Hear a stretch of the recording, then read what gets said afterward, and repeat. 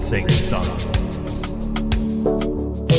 I don't even know why I try anymore. Even know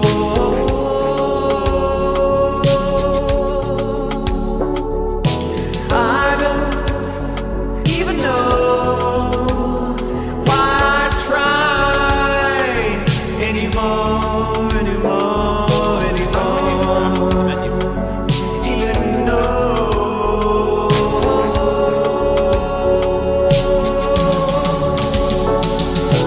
you can't replace me. I'm awake, it's time to break free. I'm levitating,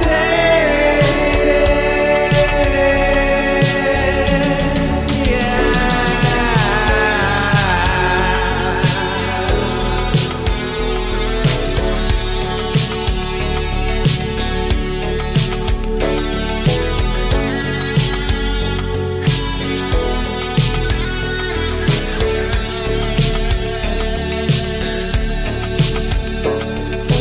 I don't even know why I try anymore. Even know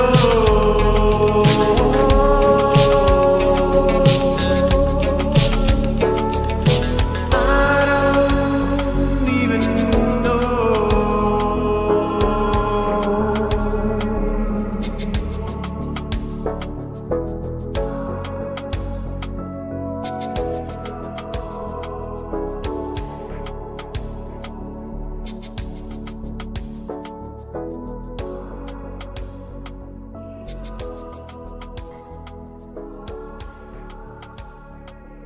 Anymore.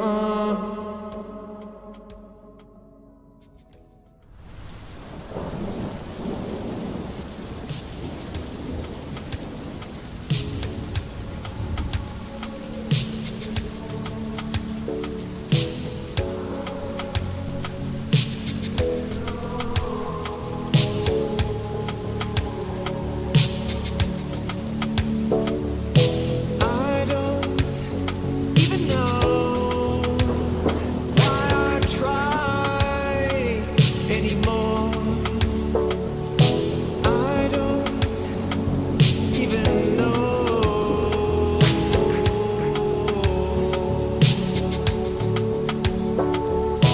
I don't even know why I try anymore. I don't even know.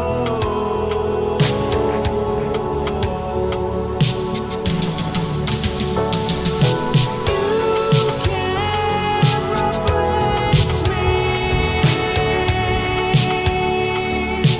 I'm awake, it's time to break free. I'm levitating.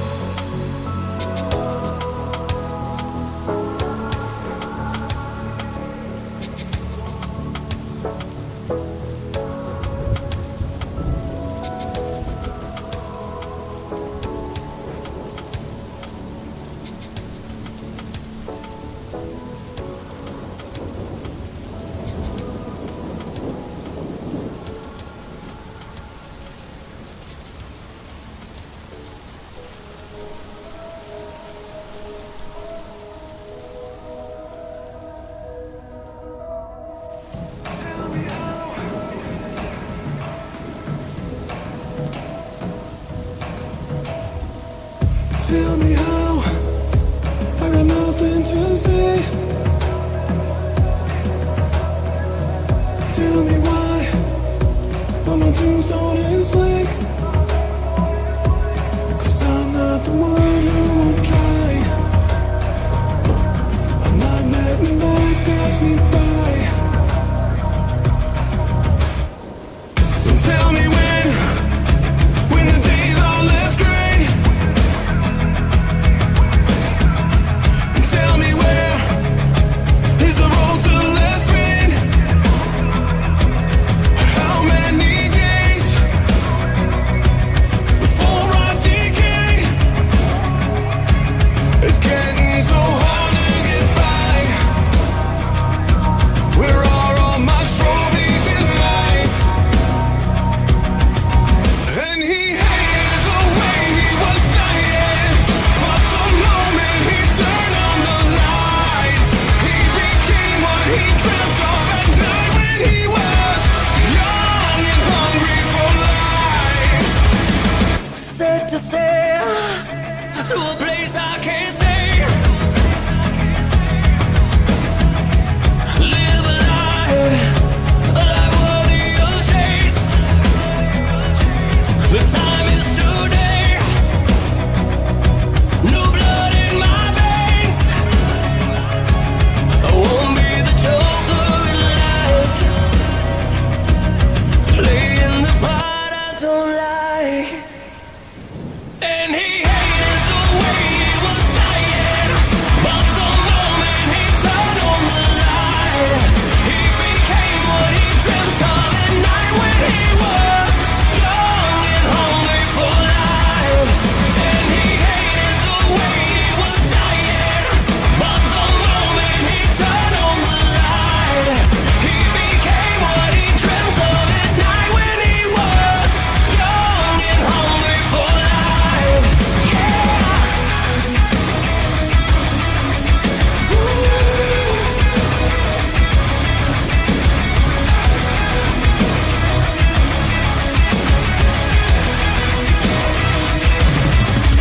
And he hated the way he was dying, but the moment he turned on the light, he became what he dreamt of at night when he was young and hungry for life. Young and hungry for life. Young and hungry for life. Young and hungry for life. Young and hungry for life.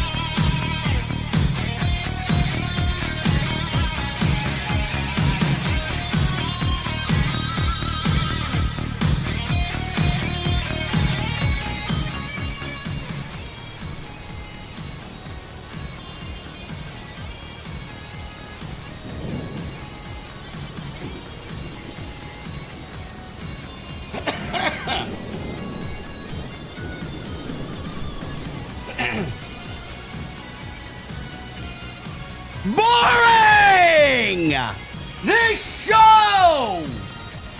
This show is boring!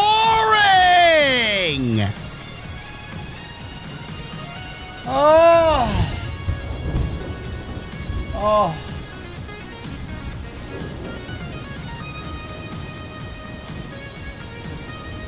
You know, somehow, it's almost revolutionary. It's unprecedented. You guys might not know. You're watching history in the making. You're watching a show that is legitimately getting worse.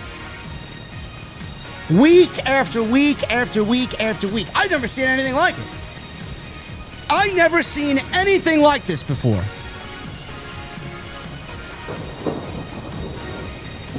Pat McAfee, he had a major announcement tonight. Big surprise for everybody, ladies and gentlemen.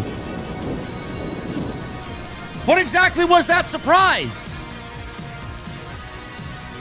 In oh so many words, WrestleMania sucks, the roster sucks, the champions suck, the show suck. Thank you for letting me know, Pat, what we already know.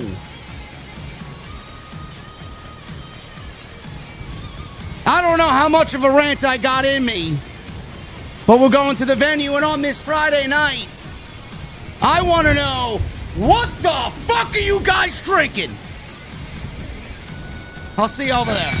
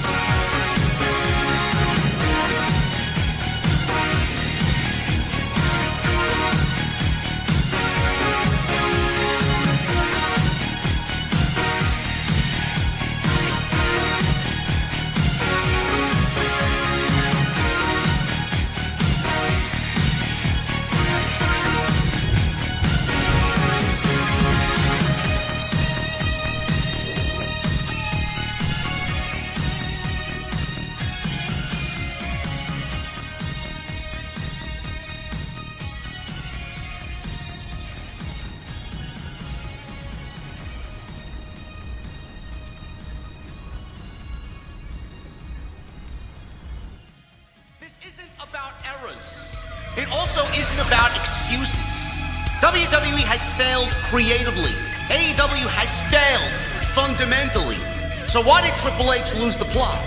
Why did Tony Khan abandon everything that made AEW special? Because nobody is committed to the one thing that actually matters: long-term booking.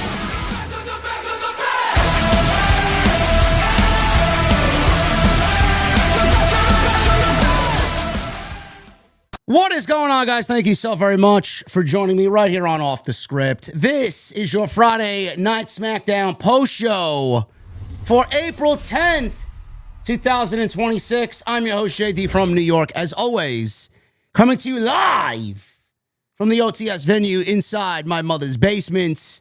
Thank you guys so very much for joining me on this Friday evening, wherever you may be. I know a lot of you guys are looking for me to rant the same way that I did last week. I don't think that's going to happen tonight for one reason and one reason only. My voice is a little hoarse, so not going to really push myself because I got a big week coming up and I don't want to blow my voice out. This show is not worth it. Pat McAfee's not worth it. This WrestleMania disaster is not worth it.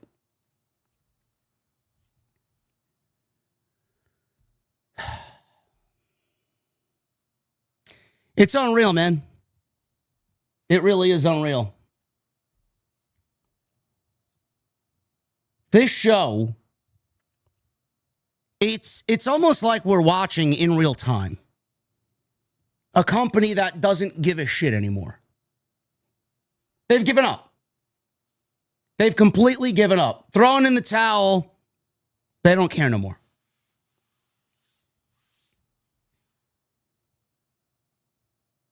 WWE realized. This is my perception of what we saw tonight. WWE has realized. Triple H has realized. There's nothing that is there. And I'm talking specifically about the Pat McAfee, Cody Rhodes, and Randy Orton situation. There is nothing there that they can feasibly work with. There's nothing of substance. With him being added, there's nothing there that is going to work at all. And what you saw tonight, again, for a second week in a row, is basically WWE throwing their hands in the air, understanding and realizing that Ari Emanuel has fucked up a WWE championship match between two guys that people have wanted to see for 4 years now, ever since Cody's been back in the WWE. A championship match in the main event of WrestleMania. He fucked it up so badly because he needs his boy involved. He needs Pat McAfee involved. Triple H has thrown his hands up in the air. The writing team have thrown their hands up in the air and said, 2 weeks to go before WrestleMania, we can't make sense of this. There's no way to make sense of this, so we're not going to even try. That's the perception that I got. That's what I saw, and that's what I heard from Pat McAfee and Cody Rhodes tonight. They teased and touted a major announcement. Pat McAfee has a big surprise for everybody. So like the ghouls online, they fall for everything. Oh, The Rock, he's got to bring out The Rock. There's going to be another man involved. We're going to get another layer to the story. Chat. Pat McAfee went out there. And if you thought his promo from last week was bad, he delivered a promo that was on the same level, if not worse, this week. I don't know what he was trying to accomplish. Now, you, me, and everybody else knows from what we talked about last week, Pat McAfee went out there, shot from the hip, was not scripted. Nobody told him to go out there and say any of the things that he said. He wrote the promo himself. Ari Emanuel wants him in. Triple H is probably saying, well, I don't know how to make sense of this. How do we just add this guy to what I've built and to the history of Cody Rhodes and Randy Orton? Everything he said came from Pat McAfee. There's nothing in that promo that came from a WWE writer. And it was the same thing again this week. The same thing. Last week, Pat McAfee buried the main event of WrestleMania. Why isn't anybody watching WrestleMania? Why aren't ticket sales through the roof? Why are there tickets available? The reason why WrestleMania isn't sold out is because of Cody Rhodes. The shows are terrible. The ratings are down. Attendance is down because of Cody Rhodes. Last week was the lowest rated SmackDown in the history of SmackDown, according to Virgins on CageMatch.net. That was the episode where Pat McAfee cut his promo. But he came out last week talking about the week before, claiming that that was the worst rated episode in the history of SmackDown, and he blamed it on Cody Rhodes. CM Punk shows up on Monday. Triple H sends CM Punk out on Monday to rip everybody a new asshole. Fact. There's no civil war brewing, chat. The civil war is happening behind the scenes, something that you, me, and everybody else is not privy to. But we know, we see it, we feel it. Lower the ticket prices. Pat McAfee doesn't belong here. You got a receipt coming. Pat McAfee. CM Punk is angry. He's angry because he's one of us. He's angry because he had to listen to Pat McAfee bury all the hard work that Cody and CM Punk have done being the world champions. What did I say last week? Actually, what did I say on Raw on Monday? You don't think that man is upset? You don't think CM Punk is upset? Pat McAfee went out on Friday and buried everything that Cody Rhodes did as WWE champion and buried WrestleMania. And the reason why WrestleMania isn't sold out is because of guys like Cody Rhodes. We need to save professional wrestling. From who? Again, I ask, from who? Cody Rhodes? Cody Rhodes and CM Punk are the two last of a dying breed. They are the living, breathing embodiment of pro wrestling. Save us from what? The only thing that we need saving from are the people that injected Pat McAfee onto our television screens. CM Punk is upset and has every right to be upset because Pat McAfee is burying all the hard work that everybody on this roster has done all year long. I'm not talking about creative. The creative is the creative. Blame Triple H for the fucking terrible 2 years of creative that we've gotten. I don't blame him for Pat McAfee showing up and blowing shit up.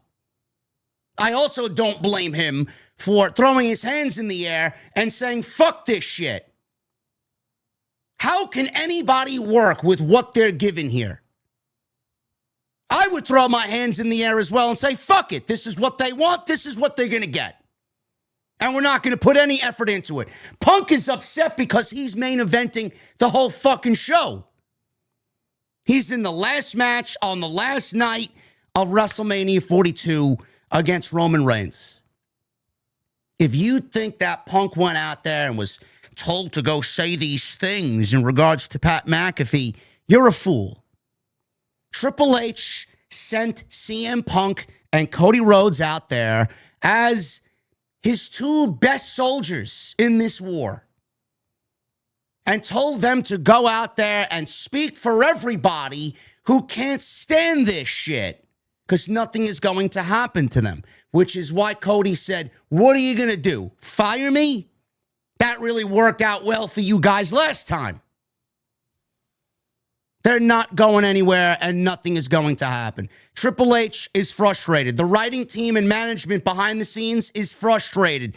They are frustrated that people up at the top are now sticking their nose in their business and blowing up the whole fucking show. Triple H can't say anything because Triple H, even though he's the head of creative, has to sit there, twiddle his fucking thumbs, and bow down to his masters.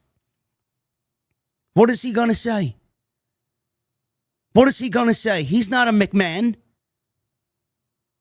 He's walking a very thin line. He's on a very short leash. Triple H says anything defiantly or out of context.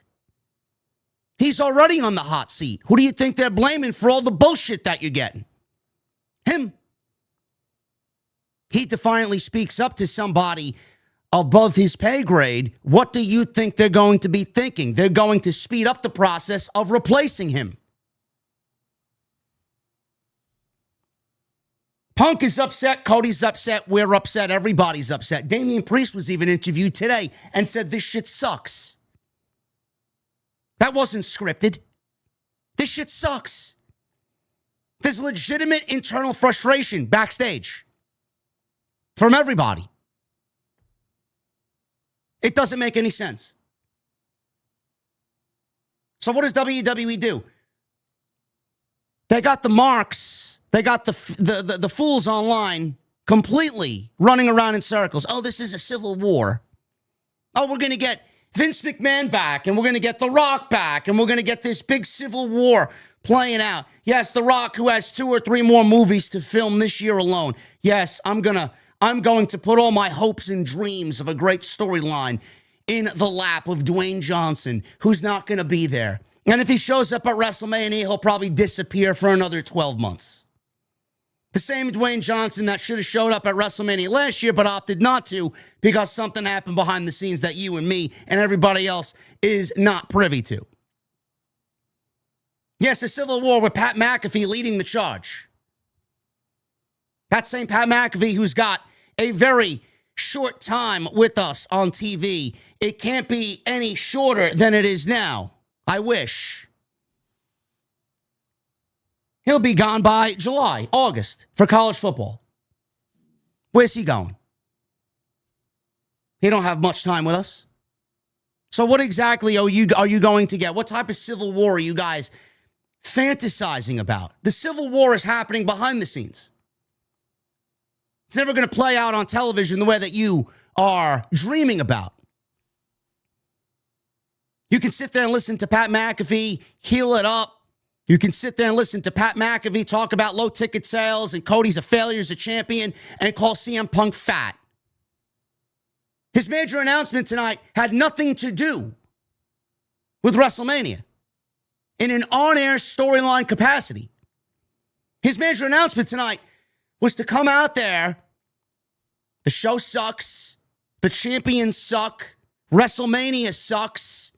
He at one point told everybody, if it wasn't for Randy Orton, nobody should watch this show, meaning WrestleMania.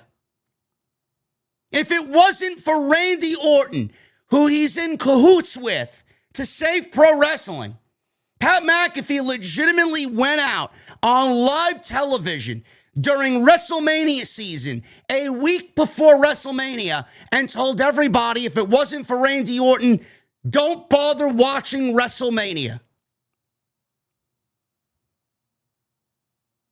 And you thought that it couldn't get worse than last week.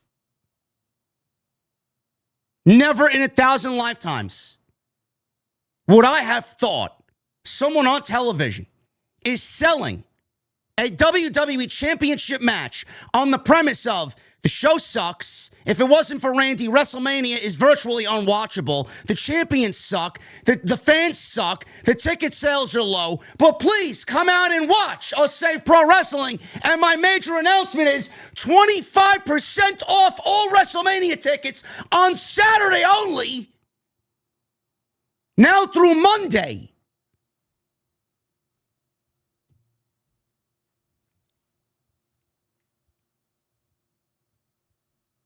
Chat. Not only is WWE as desperate as any point in their history, not only is this storyline dog shit, but they actively have destroyed Randy Orton and Cody Rhodes, their main event for the WWE Championship. We are so far lost. We are so far gone from what we saw. It feels like forever ago. Randy brutalized Cody, left him bloodied, sitting in the middle of the ring, lusting over the WWE Championship. It legitimately seems like forever ago. WWE wasn't lighting the world on fire with this storyline, but it also didn't need Pat McAfee. It also didn't need a fucking mystery phone call either. Ari Emanuel and TKO, because of their decision, have ruined 20 years of history on screen together with these guys.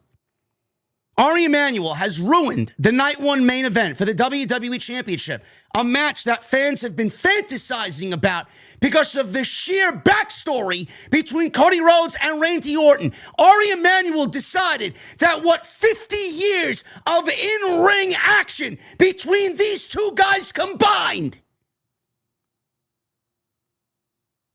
what it needs is Pat McAfee And they're selling it to us on WrestleMania sucks, ticket sales are low, Cody and CM Punk are terrible champions, and we're going to save pro wrestling. And if it wasn't for Randy Orton WrestleMania, don't bother watching. They legitimately went from rich legacy and story between both Cody and Randy and their history and their families. The most simplest of stories to tell in the world of pro wrestling between two guys who are the best storytellers in their respective genre, in their respective sport. All of this wiped away for Pat McAfee and Jelly Roll. The WWE Championship match is now squarely centered around Pat McAfee and Jelly Roll. Instead of Randy dragging Brandy or Randy dragging Cody out to the stage tonight, he decided to drag Jelly Roll out there. As Jelly Roll is now a sympathetic figure who is the good angel on Cody Rhodes' shoulder. Who asked for this? What did I say last week, chat? Does anybody know? Does anybody know what I said? I want to see if people pick up on it. What did I tell you in regards to what we're going to get coming out of WrestleMania? Does anybody know? Class? Chat? Does anybody know what I said last week?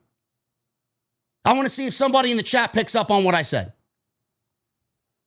We are now squarely centering the feud around Jelly Roll and Pat McAfee. Soap dishwater. Soap water backwash, yes. Tag team match at Backlash. Jelly Roll and Cody Rhodes versus Randy Orton and Pat McAfee will be the main event of fucking Backlash.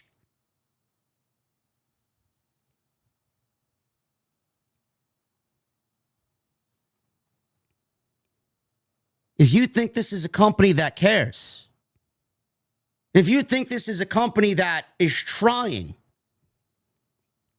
bro, this is a company that knows it's dying. This is a company that knows it's dying. This is a company that knows the people in charge are actively killing the on-air product. This is what they've done. It's unfathomable to me. 20 years of history between Cody and Randy in their careers. 20 years of story. Jelly Roll and Pat McAfee needed to tell this story. They've moved so far away from the story that there's no story left.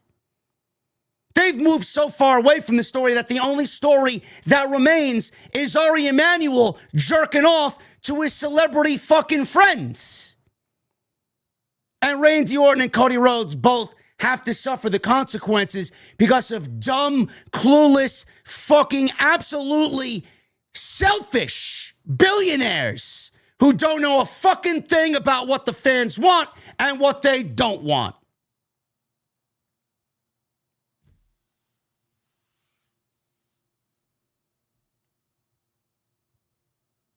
Never in my wildest dreams would I have thought, coming into this WrestleMania season, coming out of the Royal Rumble, coming out of the Chamber, that we'd be here.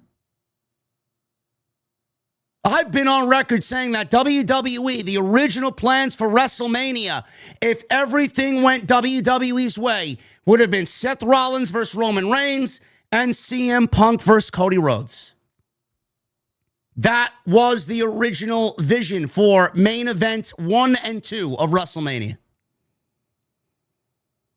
I've been on record saying that WWE, no matter how many injuries they've accumulated, the best plan B for WrestleMania main event night 1 and night 2 is what you see now. Randy, Cody, Punk, and Roman. Everything started off great.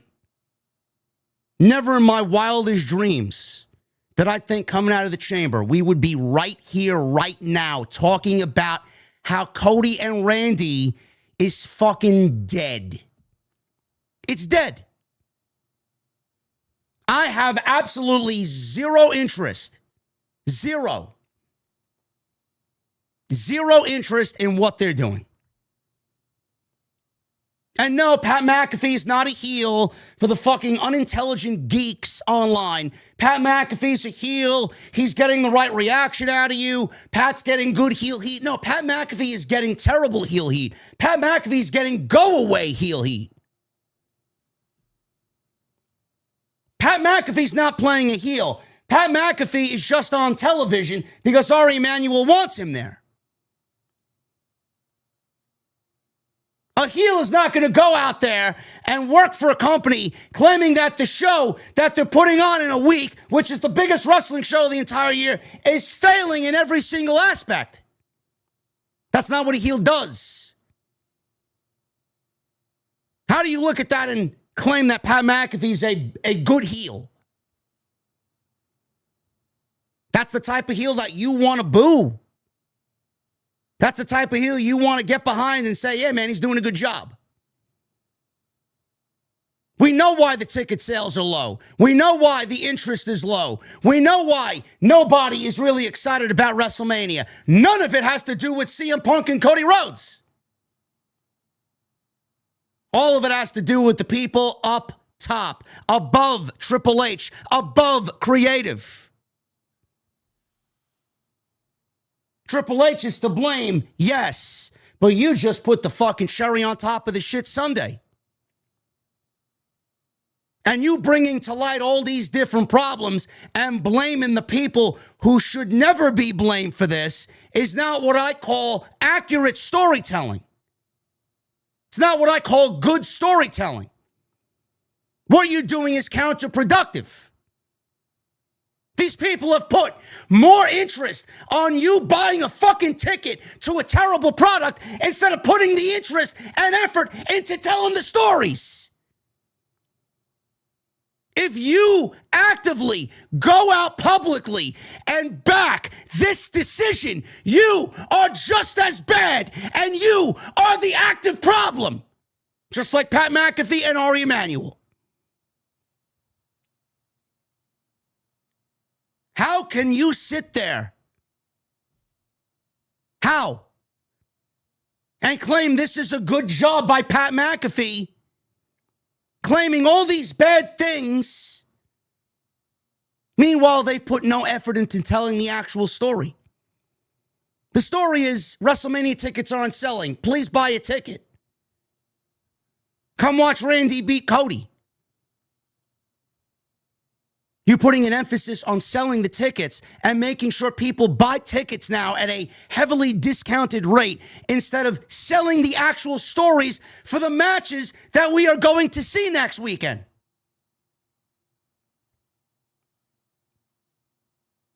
I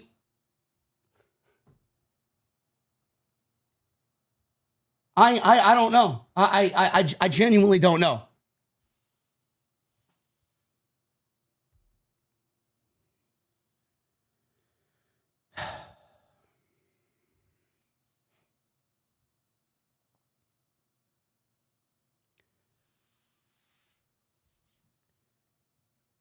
SmackDown is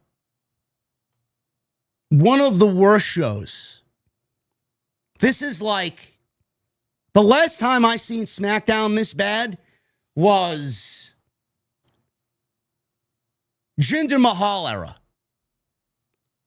You got to go all the way back to 2017. I mean, that was fucking bad. But man, bro, we may have superseded that era of SmackDown with this era of SmackDown right now in 2026. Legitimately worse than 2017.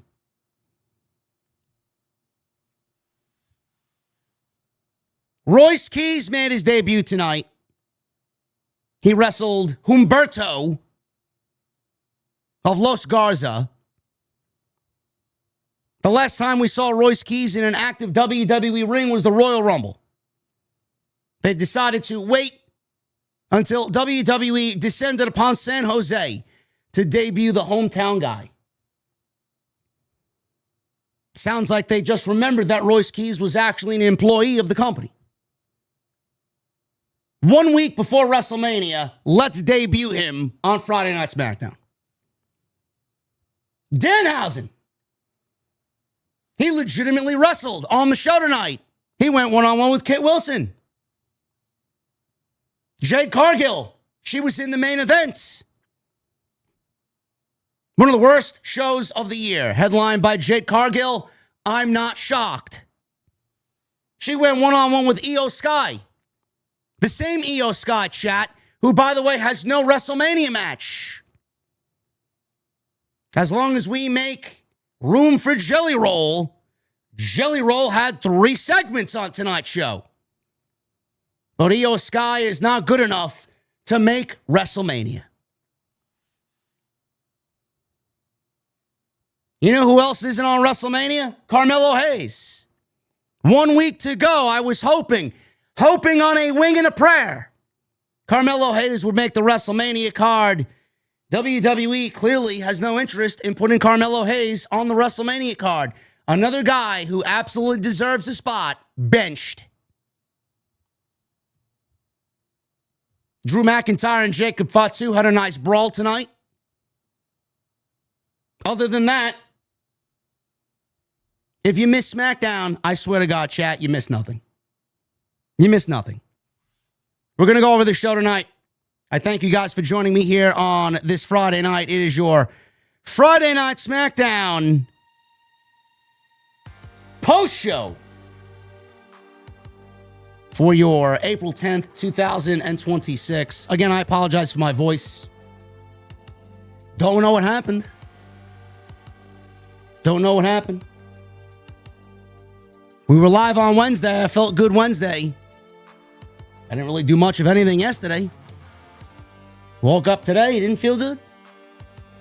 This WrestleMania season is actively getting me sick. Sick to my stomach. You guys are crushing it, man. Thank you so very much for all of the love and support this month. You guys are killing it. We got 3,500 people in here on a Friday night. You guys are awesome.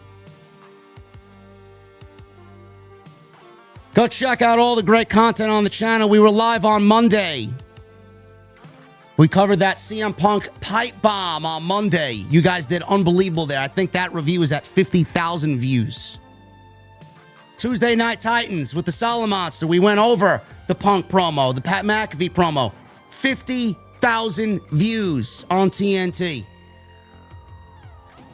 Jesse and I covered Dynamite this past Wednesday. One of the most boring shows that they've done all year. An absolutely lifeless product. I don't know what's worse, Dynamite or SmackDown. SmackDown may be the one that edges it out. Yesterday we uploaded a 30-minute show talking about this TNA situation. You guys hear about this? TNA pulling workers, talent from independent appearances, WrestleMania weekend, and scheduled matches with AEW talent. MJF went nuclear on Carlos Silva. We had Kenny Omega say something. We had Pat Buck of Creator Pro Wrestling say something. They pulled the Nick Nemeth MJF match off the card. Because TNA did not want Nick Nemeth working with MJF. So we talk about that situation. Go check that out. That's on the channel right now. Follow me on social media at JD from NY206, Twitter, Instagram, TikTok, and Cameo. Hit that subscribe button down below. Turn on the bell for all notifications. I want to thank everybody who listens to the audio side of things. Thank you guys so very much. Yesterday, we were number 14 on the United States Pro Wrestling iTunes charts. I see top 10 in my future in the distance. Go check that out on iTunes, Spotify, if you guys want to sit back, relax, listen to the show. It's the best way to do it. Every listen, every rating, every comment. The more you guys engage, it tells everybody that you're interested in the show. So continue that, man. Let's get to the top 10. And the goal this year, it's always been the goal, is to get the attention of Busted Open Radio. That's the goal. That's the dream. We got to make it happen. I know they see what we're doing. They know. They see. But we need to make it undeniable. We need to be knocking on that door very, very loudly to a point when we do knock, they eventually answer. And tonight we're sponsored by Mars Men.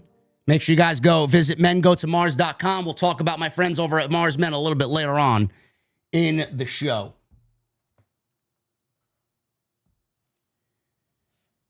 Let's start things off here. We will get into every single aspect of the Cody and Pat McAfee promo tonight. I got most of it transcribed, not all of it, but we'll definitely go over that. But we're going to start at the top. The first thing we see is they cut to the parking lot with Cody Rhodes arriving to the building. He asked Nick Aldis where Pat McAfee was. Aldis says he wasn't there yet, but he was on his way. He says he knows what he's going, or he knows exactly what's going through Cody's mind. But he is under strict orders to tell Cody Rhodes not to put his hands on Pat McAfee under any circumstances. Cody then asks Nick Aldis, who are you working for? Who are you taking these orders from? Aldis went on to eventually say it's someone above him.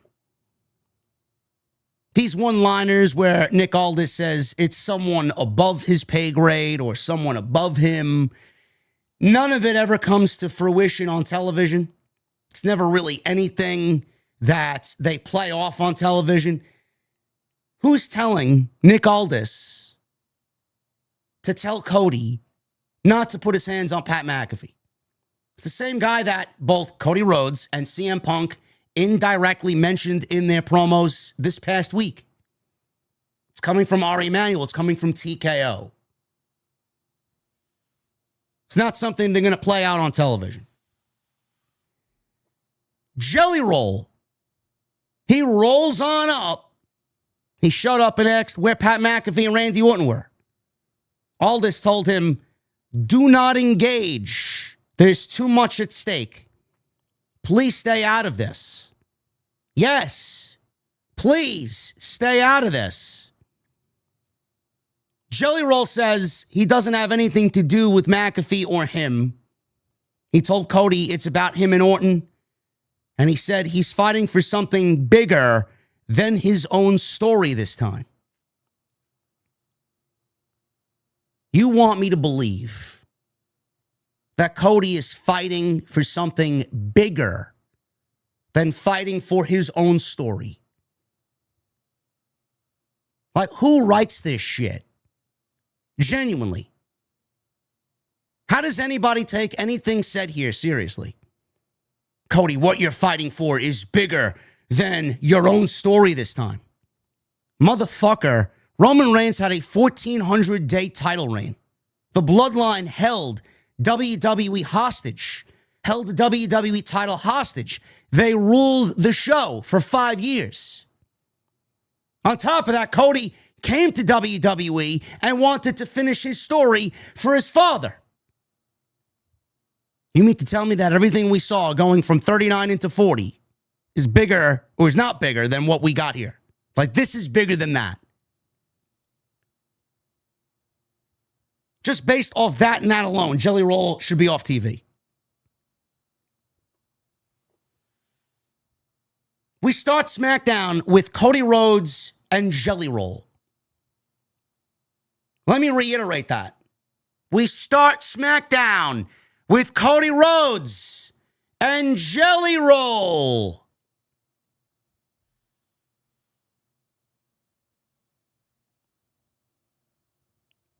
We go from that to Rhea Ripley.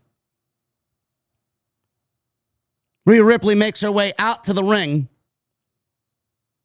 She's out here to address Jade Cargill. She congratulated her on managing to find her one and only weakness. She said, now it's not about physiques or titles. You attacked my EO.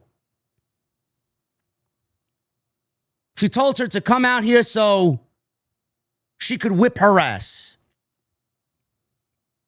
Instead of Jade, EO came out. Rhea Ripley expressed frustration and she expressed concern that EO came out here. What are you doing here? EO said, she says she knows she will get Jade at WrestleMania, but she wants to face Jade tonight. Jade said she's not 100% and asked if she's sure that's what she wants. Rhea said she can handle it. She said, sure. And then she said she talked to Nick Aldis if she had to. I want Jade tonight. So Jade knew EO wasn't 100% because after Jade and Monday, they brutalized, and I use that term very loosely, they attacked EO Sky with a kendo stick. And now they're playing up the fact this was very weak.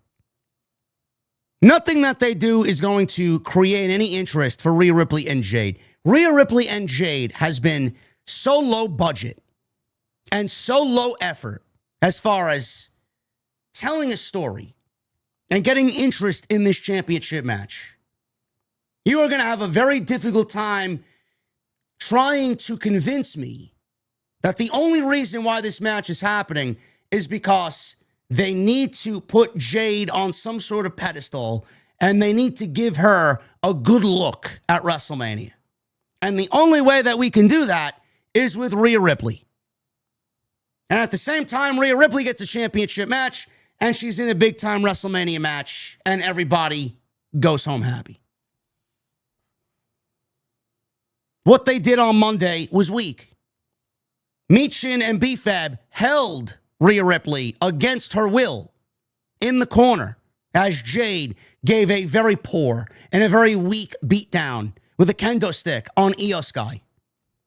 It's basically what they tried to do.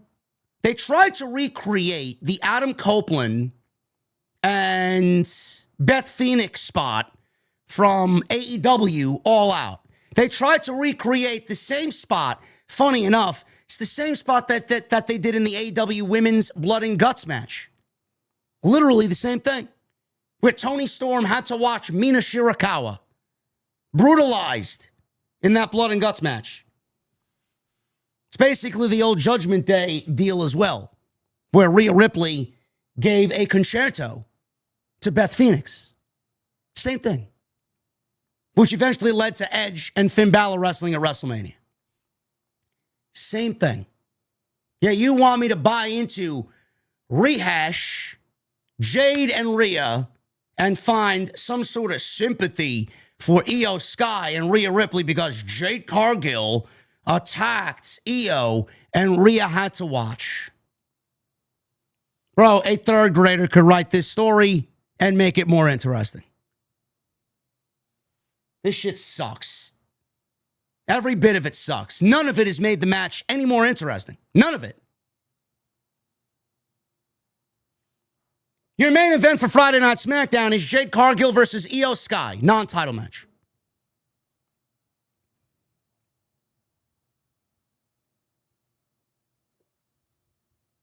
Bayley goes one-on-one with Alexa Bliss. This was done simply to get some heat on the women's Fatal 4-Way Tag Team match Bayley's also from the area, so she's from the Bay Area, San Jose. They had to give her a match on the show. They had her open the show. It's more of the same with these tag teams. Every single week, it's the same thing with these women's tag teams. Every week. The match itself wasn't even that good. There's nothing here that you're going to go back and want to watch or rewatch. There's nothing here. Bayley countered his sister Abigail from Bliss. She countered the sister Abigail with a Bayley to belly. So both women are down. They start exchanging strikes with each other. Bliss tried to get a rope-assisted pinfall. So we had a sunset flip into the turnbuckle from Bayley to Bliss. And then Bayley goes up top, connected with the diving elbow. Only got a very, very close 3 count, 2.9. So Alexa rolled out of the ring and tried to catch her breath. She's out there commiserating with Charlotte Flair. Bayley went right after Bliss. Lyra got into Flair's face, who was in Bayley's corner, started arguing. This allowed Alexa to get a flash roll-up and a 1-2-3 on Bayley. Typical WWE, go into your hometown and lose. It's basically what WWE is known for. This did not do anything to get me excited whatsoever about the women's tag team title match. Nothing. Nothing. Now, there is news. I do have news on the women's tag team match. This story doesn't really have anything to do with the women's tag team match, but the fact of the matter is, the news I'm about to read to you could directly affect not only WrestleMania, but the women's tag team title match. Now, Asuka versus Io Sky may not be happening at WrestleMania 42, which is why you see on television WWE move away from Io and anything to do with Kairi Sane or Asuka. That's what you were led to believe, that was going to be a match. They played that story out for a couple of weeks, and then they moved away from it. Now Io is fighting on behalf of Rhea. According to Dave Meltzer, last week, that match between Asuka and Io was listed on the internal lineup for WrestleMania, but it wasn't announced. Io actually also challenged Asuka on Instagram via an IG story to a WrestleMania match. Asuka did a taped interview on Monday Night Raw, April 6th, to build to the match. Io put a photo of Allegiant Stadium on her social media, also teasing it. On the 7th, they announced both nights and both lineups for WrestleMania. The match was not there, and the Sunday show only had 6 matches left. So at this press time, Meltzer is told it is up in the air, and he says, I guess this basically depends on how long they want the show to go and how much time is allotted for 6 matches. There is a plan, and it may not even be the backup plan, but the plan is to save this match for Backlash on May 9th. But we were told this decision is still up in the air. Now, the situation is further complicated because of Nikki Bella's sprained ankle. She's been seen in a walking boot. We don't know if she's medically cleared to wrestle, and the Bella twins are in the Fatal 4-Way Women's Tag Team title match. So the Kabuki Warriors, if Nikki Bella is unable to compete, if she is not medically cleared, that will take the Bella twins out of the Women's Tag Team title Fatal 4-Way, and WWE, they're going to put the Kabuki Warriors in that spot so that it remains a Fatal 4-Way, but at the same time, you're leaving Io off of the WrestleMania card.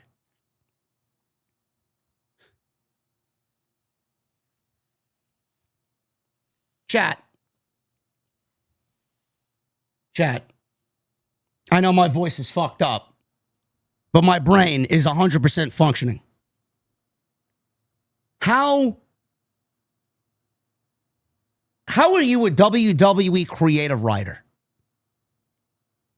and you can't fix this problem to give WrestleMania another great match? I'm very confused by this.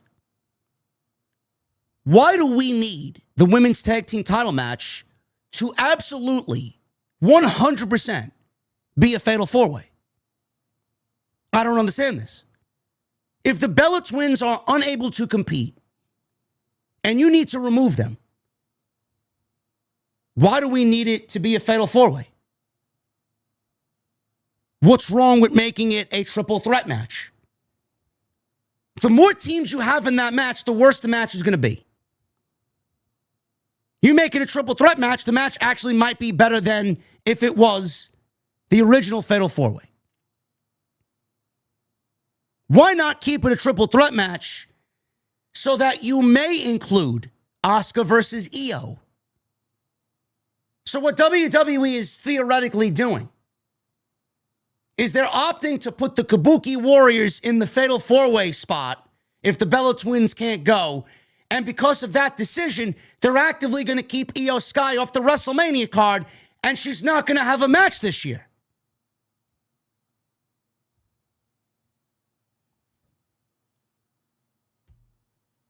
Bro, I'm not a creative writer by any means, but if that idea, as simple as it sounds, wasn't brought up in that boardroom and somebody on that writing team convinced Triple H that this match doesn't need to be a fatal four-way, it could absolutely be a triple threat match, I am not going to jeopardize this women's championship match to keep Io Sky off the fucking card. How fucking stupid is this writing team? How stupid? So are we going with 6 matches? Or are we going to add a 7th? Tiffany Stratton also doesn't have a match. She was teased going one-on-one with Julia for the United States Championship. It is criminally insane.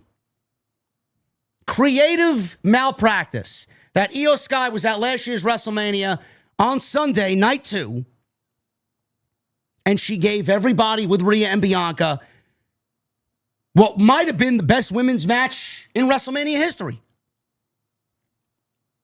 It was certainly one of the best matches all year. In my opinion, it was the second best match on WrestleMania last year.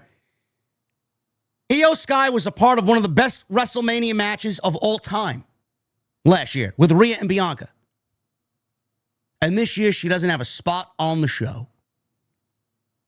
Who are you going to blame for that one, chat? You're going to blame Ari Emanuel for that? You're going to blame Cody Rhodes for that? You're going to blame Pat McAfee for that? Or are you going to blame Triple H and his fucking absolutely doofus writing team? This fucking parade of clowns that he's got writing for him. Fucking insane. Absolutely insane. This women's tag team title nonsense is some of the worst television you'll see all week. Carmelo Hayes, who also doesn't have a WrestleMania match. Carmelo, Ilya Dragunov, Tiffany Stratton, Julia, Io Sky.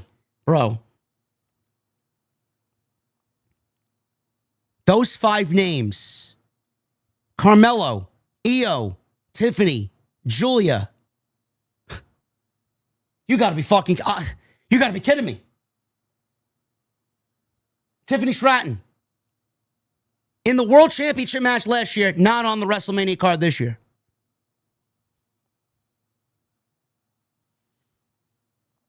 Carmelo Hayes is in the medical room. He's being looked at for a quote-unquote injury. Matt Cardona is with him. He tells Hayes that he has to patiently wait for that WrestleMania moment. Patiently wait? The fuck are you talking about patiently waiting? The guy busted his fucking ass for 9 months. He finally started to catch fire. He won the United States Championship and basically was the only saving grace for a Friday night show that's been largely terrible. He's not only been the one guy on Friday night that's saved the show most weeks, he's put together quietly a Pro Wrestler of the Year resume, and he's quietly put together some Match of the Year candidates through the first 4 months of 2026. What else does Carmelo Hayes have to do to prove that he deserves to be on the WrestleMania card? But here we have Trick Williams. Everybody loves Trick Williams. I'm not holding anything against Trick Williams. Trick Williams is great. Trick Williams is going to be a world champion at some point, sooner rather than later. He's going to be the face of the company sooner rather than later. Trick Williams just got here. His first debut on WWE's main roster was on January 2nd. He made the main roster 4 months ago. Carmelo Hayes has been on the main roster for 2 years. I don't see how that computes. Trick Williams, 4 months. Carmelo Hayes, 2 years. There's nobody else bothered by that. I know Carmelo Hayes is bothered by that. Makes you think, who the fuck did he piss off? Whose cereal did he piss in? Whose last slice of cheesecake did he steal? That is absolutely despicable. Despicable. What a terrible precedent that is. Yeah, let me bust my ass for 2 years, and then you are not rewarded with your first WrestleMania. Now, we'll put you in the Andre the Giant Memorial Battle Royal, which is not WrestleMania. It's in Vegas, but it's not WrestleMania. No, but as long as Jelly Roll gets 3 fucking segments on the show, 4 segments on the show, and we get Pat McAfee eating up a bunch of television time that nobody gives a fuck about, SmackDown's the way that they want it.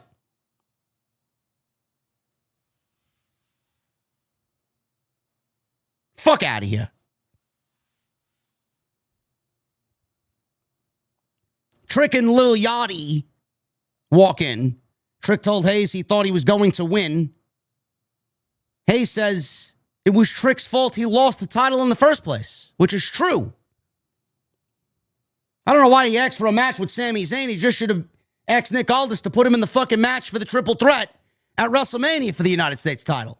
Fuck a one-on-one match with Sami Zayn. Yes, your odds are lower to win the match with an extra guy added, but at least you'd be at WrestleMania.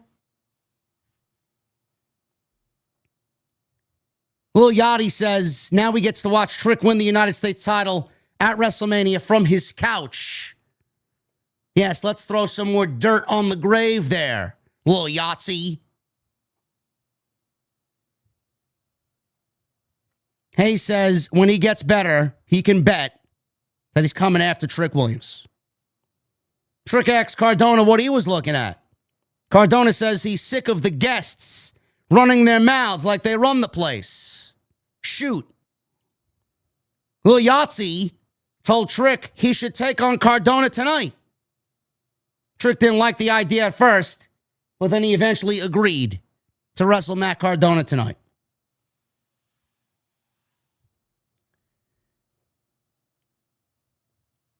We got a vignette airing that Drew McIntyre is framing Jacob Fatu as a failure as a man, a failure as a father. McIntyre was sitting inside a jail cell because it's been very well documented that Jacob Fatu did some time. He did some time many years ago.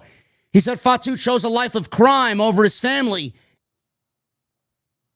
Now, I don't know how you guys feel about this.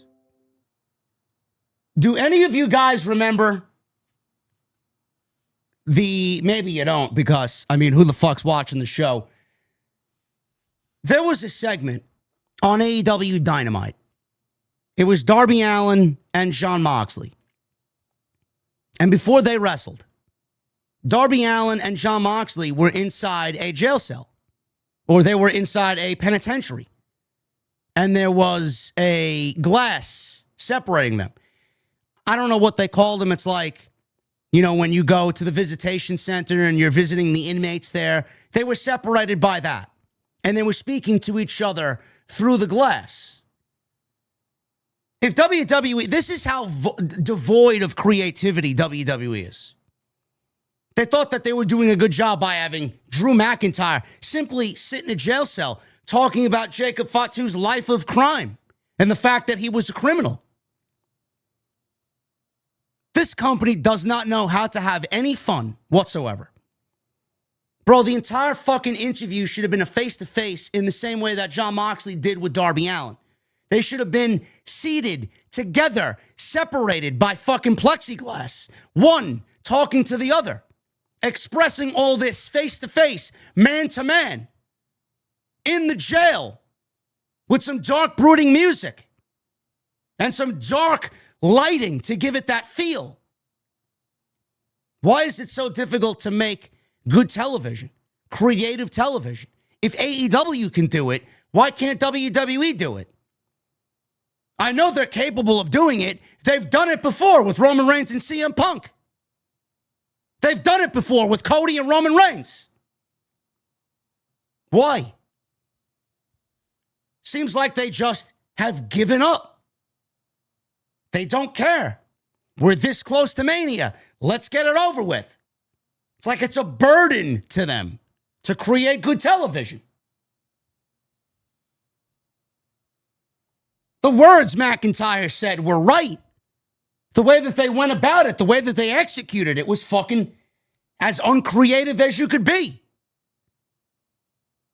For a viewer who's watching this show wanting to feel it's WrestleMania season, they certainly have not put anything into this season to give you any indication that it's WrestleMania.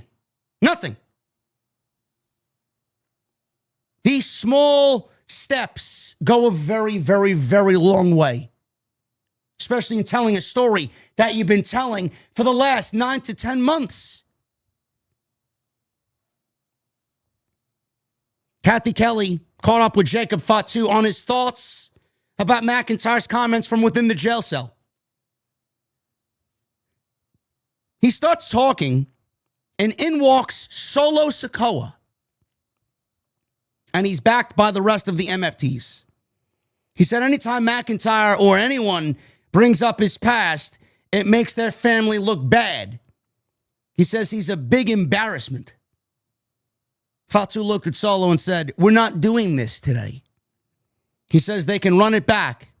Solo laughed, and then he suggests Tama Tonga might knock the teeth out of your mouth again. Fatu then looked over at Tama Tonga and says, "What's up there, Tama?" Tama looks at Solo. He looks at Jacob Fatu. And then he says, "You know what it is." Solo patted Tama on his shoulder, laughed, and they walked away to go talk to Nick Aldis to make this match official. You know, for a 3-hour show, we got a lot of the matches booked on the show themselves. It's almost like WWE doesn't have a fucking clue going into Friday night what they want to do and what they don't want to do. It's like they book everything on the fucking fly. Why is everything made on the show? Why is nothing given to you beforehand to generate excitement? Another one of those pet peeves. It's very much a Vince McMahon thing. Give them so little that they tune in and maybe they'll get a surprise or we'll surprise them on the show. Like, I am old school. I want to know what the fuck I'm getting, what I'm watching, and I want to know what I'm getting beforehand.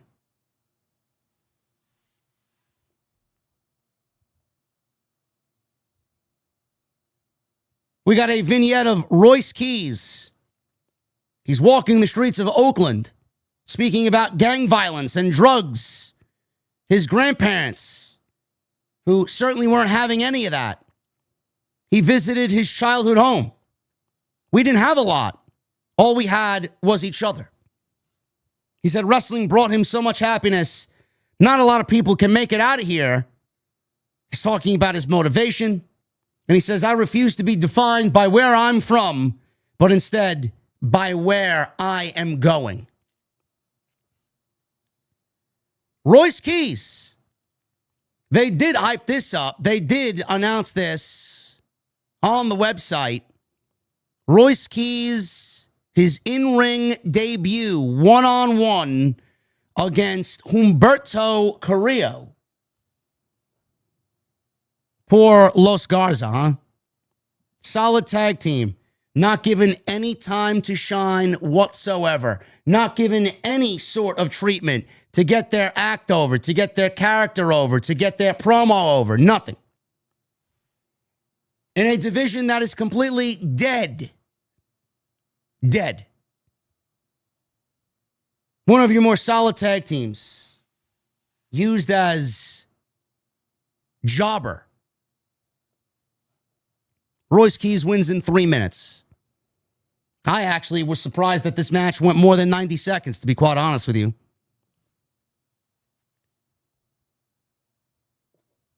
Berto's good. They weren't just going to job him out like fucking Kit Wilson. So we got some offense here. Angel's on the outside providing a distraction for Berto. So he shoves, Berto does, Royce Keys into the ring post. Berto landed a drop kick off the top rope. Keys goes flying. He then attempted a flying crossbody. He was caught by Keys as he comes off the top rope. Keys delivered a fallaway slam. He then hoisted Humberto on his shoulders for a British Bulldog-like power slam. Angel tried running at Keys. He got hit with a clothesline. Keys pulls the straps down, and he hits the big spine buster for his big debut win on Friday Night SmackDown. You know, them not using Royce Keys since the Royal Rumble has been very, very baffling. Very baffling. Fans nowadays have goldfish memory. Everything is consumed via a 60-second clip or a 90-second TikTok. Nobody remembers anything. Something happens one week, it's on to the next, and that's it. WWE debuted Royce Keys in the Royal Rumble to legitimately no fanfare because nobody knew who he was, especially with the Rumble emanating from Saudi Arabia. All of February, all of March, and now it's April 10th, and they finally decided to debut him 2 months after the Royal Rumble. But coming out of the Royal Rumble, they showed you clips for several weeks on end of Royce Keys expressing his story and opening up to Stephanie McMahon on her podcast. As if anybody's going to remember that. As if anybody's going to dissect that and digest that information. Bro, these fans moved on immediately as soon as those clips aired and were over. Even in San Jose, he got a very lukewarm reaction. I don't know why you just didn't save him for after WrestleMania when that's where we usually get the buzz of call-ups and new talent and a fresh roster. You want to debut him on a show that is actively the worst show maybe all week. And fans are so down in the dumps on. To do what with? What is Royce Keys going to do on Friday night?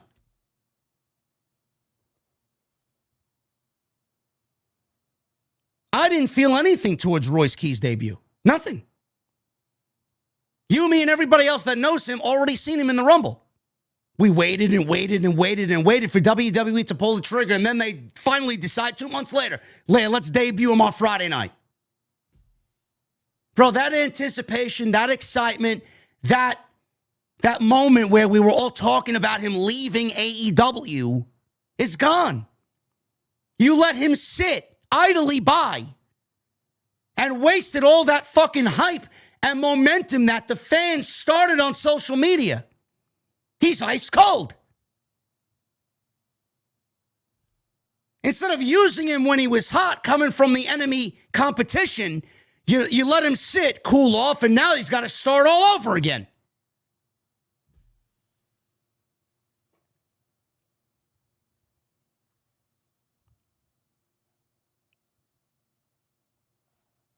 Pat McAfee arrived to the arena.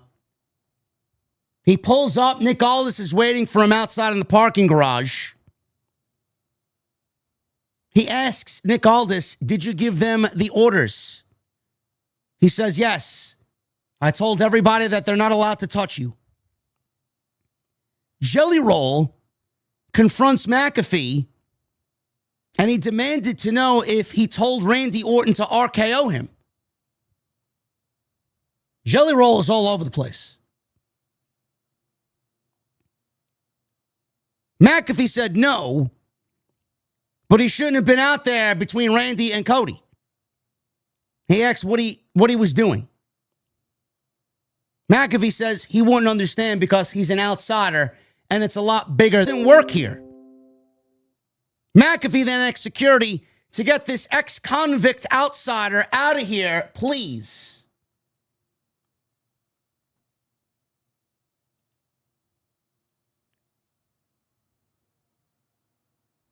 McAfee, he makes his way out to the ring. He comes on out. He gets in the ring. San Jose, what a shithole.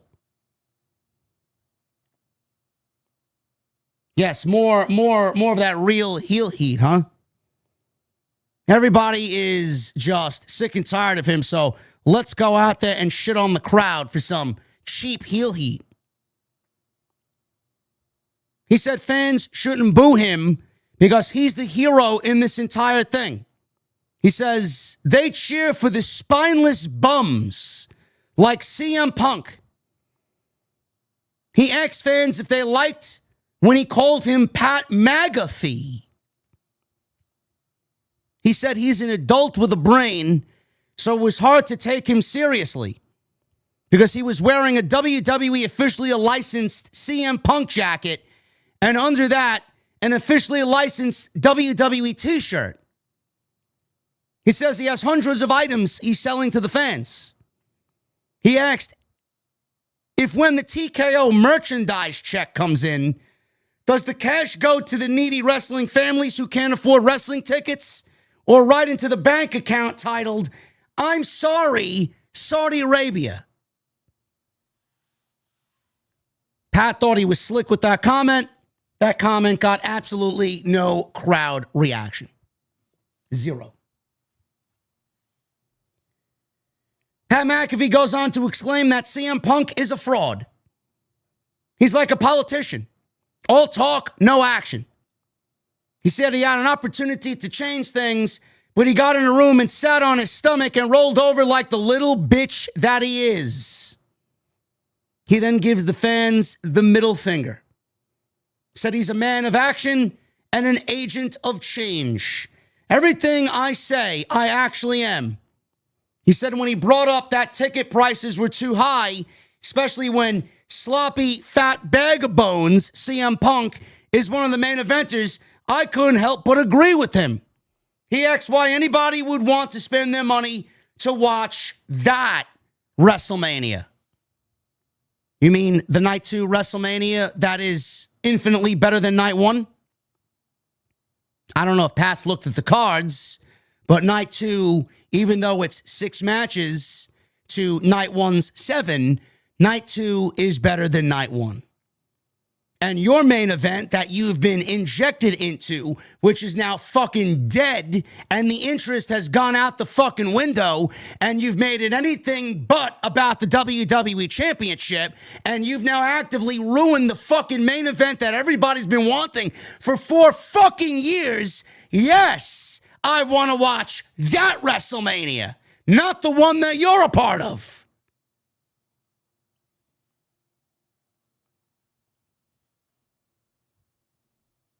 Pat McAfee did more to sell CM Punk than he did to sell Cody Rhodes and Randy Orton.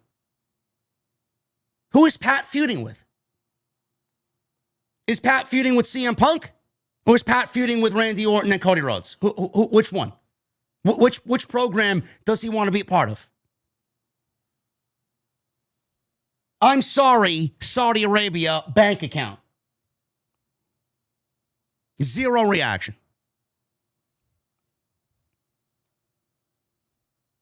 So I decided to be your hero, scumbags. He then looks into the crowd. He calls one random guy a fatso. And then he threatened to slap the taste out of his mouth. He said none of the disgusting fans deserved it. But he called the official truck sponsor of WrestleMania, Ford. Or was it Chevy? And asked them if they wanted to help WWE fans get to WrestleMania. He asked them to chip in 25% off the price for Saturday's WrestleMania tickets now until the end of Raw on Monday. You can thank me, San Jose. Dodge? Oh, it was a Dodge Ram. Sorry. Chevy, Ford, Dodge. If you drive a pickup truck like that Pat McAfee drove into the arena tonight, you're more than likely a fucking douchebag. Bro, this was fucking terrible. This was fucking terrible. What did this accomplish? Seriously, what did this accomplish? Saturday only. I think night 2 just recently, just as of yesterday, finally surpassed 40,000 tickets. Finally. Last year they had what, 55? Bro, they ain't nowhere close to their 2025 projections. Even though they probably made more money gate-wise this year because the fucking ticket prices were raised 25 to 30% year over year. They don't give a fuck about that. They want more. They actively don't know that they are the primary reason why this WrestleMania is deemed an attendance failure. Bro, no matter what you want to say and no matter how you want to look at it, AEW All In at Wembley is going to outdraw WrestleMania. And don't give me, well, it's a combined night 1 and night 2, JD. They're going to do 100,000. No, they're not. They'll tell you they did 100,000. The ticket sales that you see online will be vastly different than what's announced on television. They'll have 41,000 by the time we get to next weekend. WWE will let you know via John Cena that they put 55,000 in Allegiant Stadium. Sorry, man, that's not going to work this year. That's not going to work this year. Never in my wildest dreams would I think that by telling everybody that WrestleMania sucks, CM Punk sucks, if it wasn't for Randy Orton, the entire WrestleMania show is not worth watching. And his major announcement tonight is WrestleMania is selling so poorly. And it's all because of Cody Rhodes. And we got to save pro wrestling. My gift to everybody, my major announcement, by my big surprise tonight, 25% off tickets now through Monday for night 1 only. How fucking embarrassing. How embarrassing.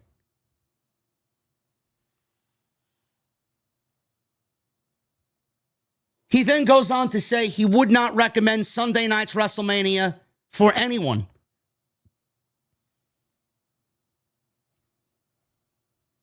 It's unbelievable. For a product that is suffering in a lot of different areas, you got this guy going out there at the request of Ari Emanuel telling everybody to stop watching the product. The product sucks. The roster sucks. This guy sucks. That guy sucks. Our champions suck. WrestleMania is selling poorly. It's the worst rated SmackDown of all time. Bro, I don't believe what I'm hearing. How does anybody in the company that writes this show on a weekly basis look at this and say, yeah, man, we could work with that? There's legitimately every single person employed on that writing team looking at each other saying, this is as counterproductive as anything that we've ever done before, ever. They've put more emphasis on the fact that WrestleMania isn't selling tickets than they have in the actual stories. They're making Cody and Randy about WrestleMania not selling out. And Pat's back to save pro wrestling. And then it's all Cody's fault. And it's all Punk's fault. He said Orton will save the business while he's winning the 15th world title of his career. He asked the fans if they ever won a Stanley Cup in San Jose. Never. Oh, wow. Ass like the rest of this city. He said Randy will be a 15-time world champion after he absolutely demoralizes Cody Rhodes, which then brings out Cody Rhodes. Cody made his way out to the ring. McAfee is mock singing Cody's lyrics. Pyro blasted. Cody gets into the ring, faces Pat. Can't touch him, though. Order from Ari Emanuel. He can't touch him. I'm going to go out on a limb, says Cody, and say, I don't think you belong here. He says he can get a replica title belt from Fanatics and do the entrance of his favorite wrestler and live out his superstar experience and go back to whoever sent him here and tell them, thank you, Daddy. Cody is basically reiterating now what we all said last week. Cody listens, Cody hears, Cody knows. We said this verbatim last week. He told him the Attitude Era was 30 years ago. Pat McAfee last week was out doing, if you smell, and then he's doing the what chants and talking about the Attitude Era. We got to go back to the Attitude Era. He said Orton watched the Attitude Era in high school. He said Pat McAfee is just a play wrestler. The Attitude Era was 30 fucking years ago. Randy Orton wasn't even a part of the Attitude Era. The fuck is he talking about? He brought up Paul Bosch, who was very good at his job. He said Pat McAfee talked about the IWC and the marks and used all the cool buzzwords. He said Bosch used to say, the fans aren't marks. They are customers. And when you grow up and everything you have because of said customers, and it's your family's life's work, and you're a multi-generational wrestler, they are not even customers. He said every single one of them aren't customers to me. They are family. And Pat, you have a gift. For centuries that pro wrestling has been around, they have never agreed on anything except what I'm about to tell you. For the first time ever, the entire fandom of what we do agrees on the fact that at WrestleMania, they want to see Randy Orton and they don't want to see Pat McAfee. Go home, Pat. He drops the mic. He starts to leave the ring. Fans start chanting, go home, Pat, go home, Pat. McAfee, I don't know what they bleeped out here. He says, I am home. And then something got bleeped out. I am home, you bitch, you pussy. I don't know what he said. McAfee went on to say he was born to be in the business, whereas Cody was born into the business with a silver spoon. All I see is the fakest dude on earth. Spray tan, dyed hair, fake teeth, lipsy lips, and a $10,000 suit that makes you think you look good because Ric Flair said it's the right thing to do. You're a cosplay champion and one I'm going to rid the WWE Universe of alongside Randy Orton. He says he had a message for Cody and his inbred champion. If Randy doesn't walk out of WrestleMania as a 15-time world champion, you will never see or hear from me again, ever. Another go home, Pat. Go home, Pat. Cody said he should take the shades off. Oh, wait, are you too high to remember that you were standing on that table for the last 3 years yeeting your brain out? Chat. Everything, it's almost like Cody listened to my rant and took certain parts of my rant and applied it to his promo. We mentioned last week how Pat McAfee was on the fucking table for 3 years. He was at WrestleMania 40 crying along with everybody else when Cody won the WWE title in Philadelphia. But he mentioned that Pat was on the commentary desk for 3 years yeeting alongside Michael Cole.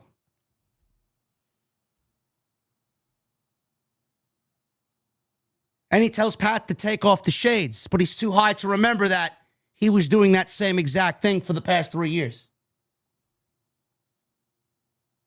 I would be shocked if Cody didn't see my rant. Shocked. Oh God, you must really hate this place. He said he was tired. So maybe they can go get Gunther out here to put him to sleep once and for all. Cody then left the ring and tried to leave the ring again. Pat McAfee ain't done though. He ain't done. McAfee says he's always been an elite runaway artist. Huh, Stardust. Highlighting the word elite. He's an elite runaway artist. He asked if he's going to go suck Triple H's ass so he can get a little bit more opportunity to politic. He says he's deep in Paul Levesque's cheeks. Cody took off his jacket. He starts taking off his tie. McAfee continued to taunt him from the ring. As Cody was about to get in the ring and go against the orders from TKO, not to put his hands on Pat McAfee, Randy Orton showed up on the big screen yelling, "Cody, Cody," looking for Cody's attention. He once again, Cody said he told Cody he was forgetting something. Cody, you were forgetting something. Now, WWE missed an opportunity. They missed an opportunity to make Randy Orton diabolical. All we heard about is this diabolical version of Randy Orton that Stephanie McMahon said to Cody, you can't beat this version, this diabolical version of Randy Orton. Bro, WWE missed an opportunity here. No, but we got to get Jelly Roll for our third segment of the night, chat. Jelly Roll was dragged out to the ring. He's going to bring his boy Jelly Roll to him. He dragged Jelly Roll by one leg to the entrance stage. Cody checked on Jelly as Orton walked away. Cody turned as McAfee approached him. Orton then attacked Cody from behind. Orton is beating up Cody in the ring. Jelly stood up and walked onto the ring apron. When McAfee charged, Jelly Roll grabbed him by the throat. Orton hit Jelly Roll. Cody fought back against Orton. McAfee hit Cody from behind. Orton gave Cody a draping DDT. And when Cody stood up, Orton hit him in the head with the belt. McAfee got a couple of extra cheap stomps in on Cody before leaving, and he carried the WWE title belt over his shoulder and took some shots with the camera as both Randy Orton and Pat McAfee were arm in arm, leaving with the WWE title.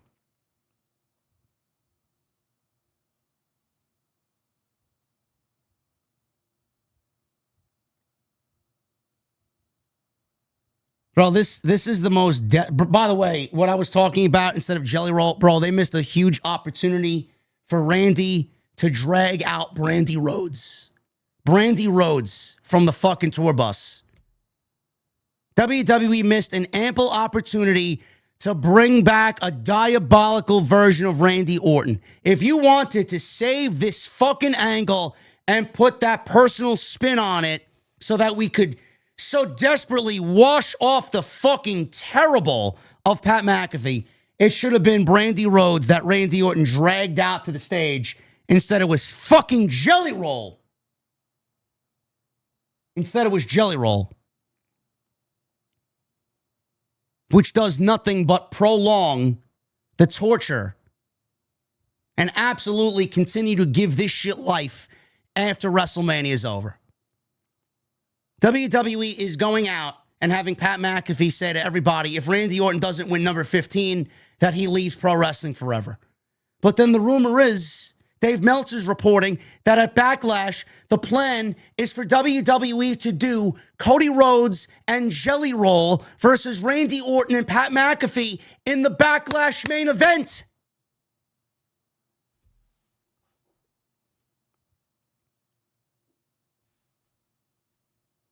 WWE is telegraphing Randy Orton already winning the championship due to outside interference from D-list celebrities, only to get us a mixed tag team match with celebrities Randy Orton and Cody Rhodes.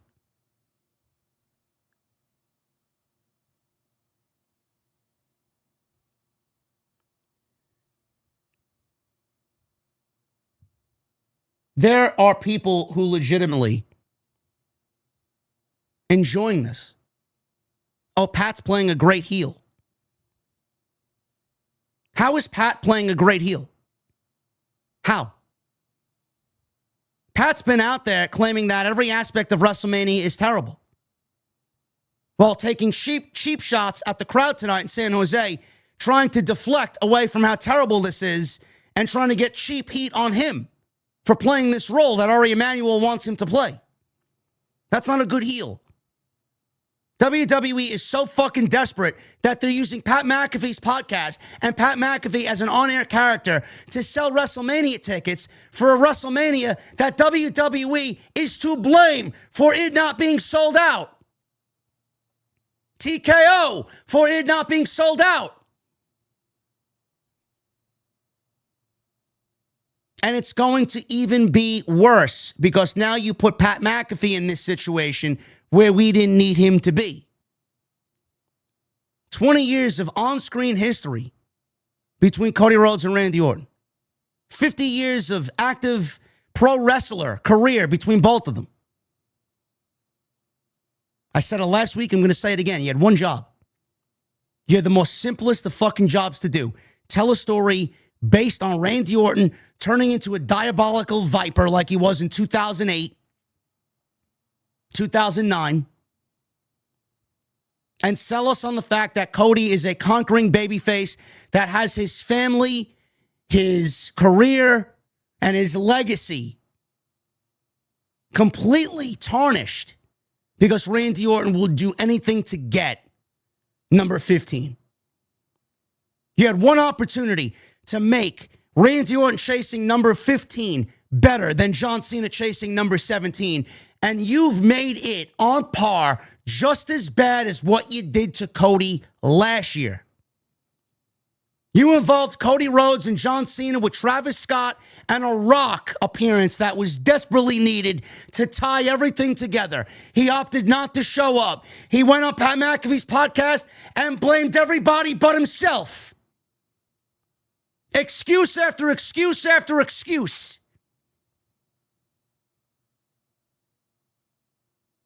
He then had Rock take his Royal Rumble victory away from him because he wanted to have a match with Roman at WrestleMania. Only for that to backfire in his fucking face, and the fans back Cody, claiming that it was wrong for him to do that. He eventually got his moment. He got his main event. He got his title, and it ended up being the most memorable main event of WrestleMania in 40 years of WrestleMania. Then you ask him to go to 41, and you ask him to give The Rock his soul, only for John Cena to turn heel, Rock disappear, John Cena force a heel turn, John Cena win 17 with the help of Travis Scott. Now you're asking him to do it all over again because Pat McAfee and Jelly Roll need to play out their fantasy of being pro wrestler. This is why we have WWE 2K26 and the option to create a character. Neither one of these fucking bums should be on television. Nowhere. Nowhere. On no planet with someone who has a fucking straight head on their shoulders and the ability to speak English needs Pat McAfee or Jelly Roll to sell me on a story with Randy Orton and Cody Rhodes. Quote me. This is not Triple H's fault. The feud could have easily gotten back on track if you just let Triple H do what he needed to do. Now, instead, Ari Emanuel gets involved. Pat McAfee needs to be involved. Pat McAfee's out there scripting his own fucking promos, making sense of absolutely nothing. We have deviated far away from the legacy of Randy Orton and Cody Rhodes to a point where the story is now we need to save pro wrestling from Cody Rhodes because Cody Rhodes is effectively ruining the product. Ticket sales are down, WrestleMania is down, interest is down, lowest rated shows ever. This is down, that's down, the roster sucks. This champion sucks, CM Punk sucks.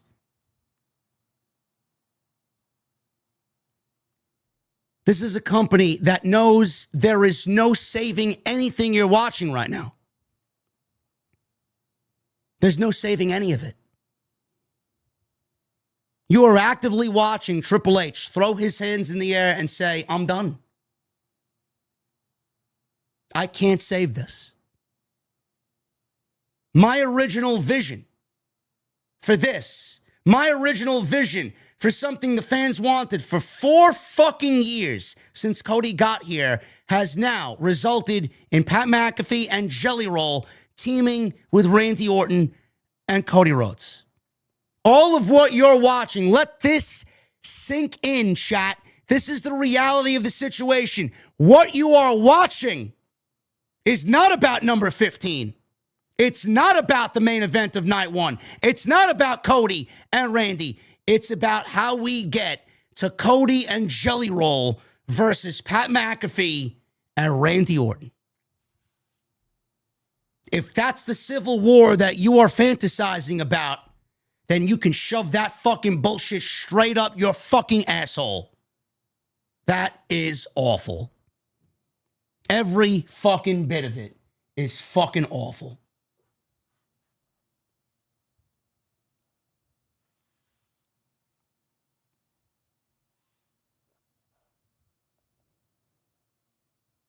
They showed Pat McAfee and Randy Orton leaving the building with the WWE Championship. He got in his truck. He said, IWC marks, if you will. You're welcome.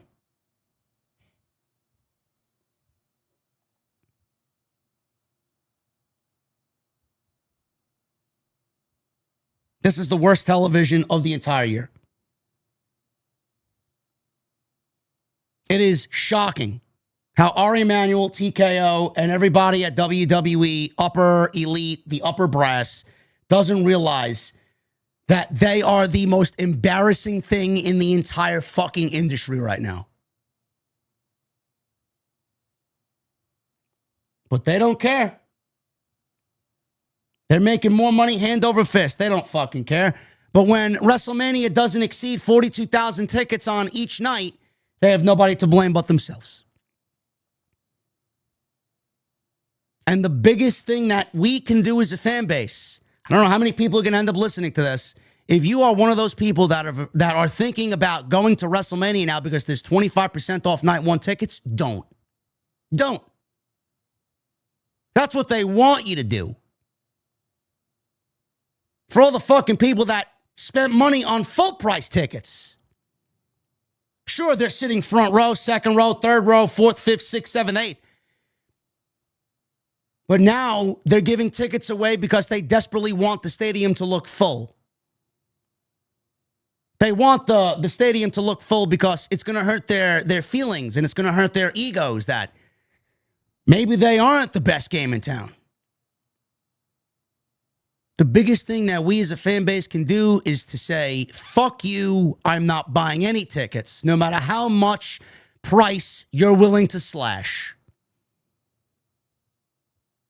Pat McAfee's not making a dent in fucking ticket sales. 0. If he is, it's incredibly minuscule. That's how you speak to them. That's how you get back at them. Actively say no. Royce Keys. He was interviewed by Kathy Kelly backstage. She said she's known him for a long time, and working for WWE was always his goal. He says it's a long time coming. He did this weird thing. I don't know how many of you guys noticed. He starts this new thing now. He's saying, I. Like, what the fuck? Man, when they want you to get something over in the most unnatural of ways, they have him go out there and just recite the same fucking word over and over and over again. He says he got to do his thing in front of people, his people, the Bay Area people, and now he gets to do it around the world. Solo Sikoa approached him and says he did a good job out there. He says he runs things here on SmackDown, so if he needed anything, let him know. Solo Sikoa came off in a way where he's had prior history with Royce Keys, that they've known each other for a little bit before Royce Keys got here. Hopefully if they want us to be invested in this, hopefully they tell us what that history is along the way. Because I certainly didn't know anything before tonight.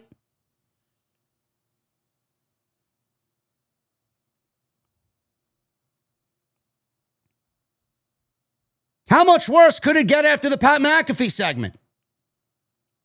Miz and Kit Wilson, they walked up to Nick Aldis. Miz complained about the referee Dan Engler last week not finishing his 3 count, as he could have won the tag team titles. Aldis says it was like something took over the man. Miz said something had to be done. Aldis says there's nothing to be done, as the man was cursed, and it was out of the scope of his control. Kit Wilson starts complaining. Nick Aldis booked him against Danhausen, unless he's scared of the curse. Miz continued to yell that there is no curse.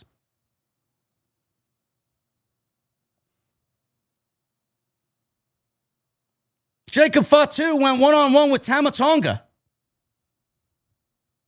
None of this mattered because Drew McIntyre versus Fatu is taking place at WrestleMania, and they needed to build upon that. Fatu got the win with the moonsault from the top rope. That's all you guys need to know. After the match, Fatu got on the microphone. He didn't really say anything, but Drew McIntyre attacked him from behind. Fatu comes back with a super kick. Claymore kick left him down. McIntyre threw Fatu out of the ring, and then he sent him headfirst into the steel steps. He then went over to grab a steel chair from the timekeeper's area, and he hit Jacob Fatu across the back with the steel chair. McIntyre then hoisted Fatu, planted him with a future shock DDT right on the concrete in front of the commentary table. McIntyre then pulls out a very long steel handcuff. He put them around Fatu's left arm, being that he was talking about how Fatu was a criminal. He handcuffed the criminal. He threw him into the ring post, not once but twice. McIntyre then locked Fatu with the handcuffs and cuffed him against the ring post. He hit him with a big boot while he was chained up against the post. McIntyre cuffed Fatu again because Fatu wasn't properly cuffed. So he cuffed him again. He beats the shit out of him some more, throws him back in the ring. He's still handcuffed. Claymore kick. McIntyre destroys Jacob Fatu. So a match with Tama Tonga that meant nothing. And then they try to sell me on what we could see, a little bit of a tease, what we're going to get with the unsanctioned match between Fatu and McIntyre at WrestleMania. The beatdown on Fatu was actually the highlight of the show so far. Way to sit through 2.5 hours of this shit to finally get one decent segment. R-Truth. They had R-Truth out here peddling the ESPN Unlimited app. He He was talking to someone who was off to the side. We couldn't see who they were. He's giving out the instructions on how to sign up for ESPN so that everybody could watch WrestleMania. Truth was standing at what looked to be a children's Girl Scout cookie stand or iced tea stand, lemonade stand. He had ESPN hanging on this little structure that he was sitting in. Danhausen walked up to Truth and said he's going to beat Kit Wilson and then take over the world. Damian Priest walked up to Truth. Priest and Truth got into their confusion because Priest thought Truth thought Danhausen was Asuka. So our Truth is like, no, that's not Asuka. That's Danhausen. So Truth accused Priest of thinking Danhausen was Asuka. They go back and forth. In the background, Rhea Ripley, we see someone get thrown into some production crates. Rhea Ripley's throwing B-Fab into some production crates. She looks over at Damian Priest and says, 1 down, 1 to go.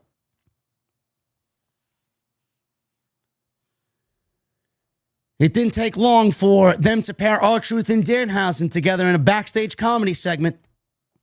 Exactly what they did.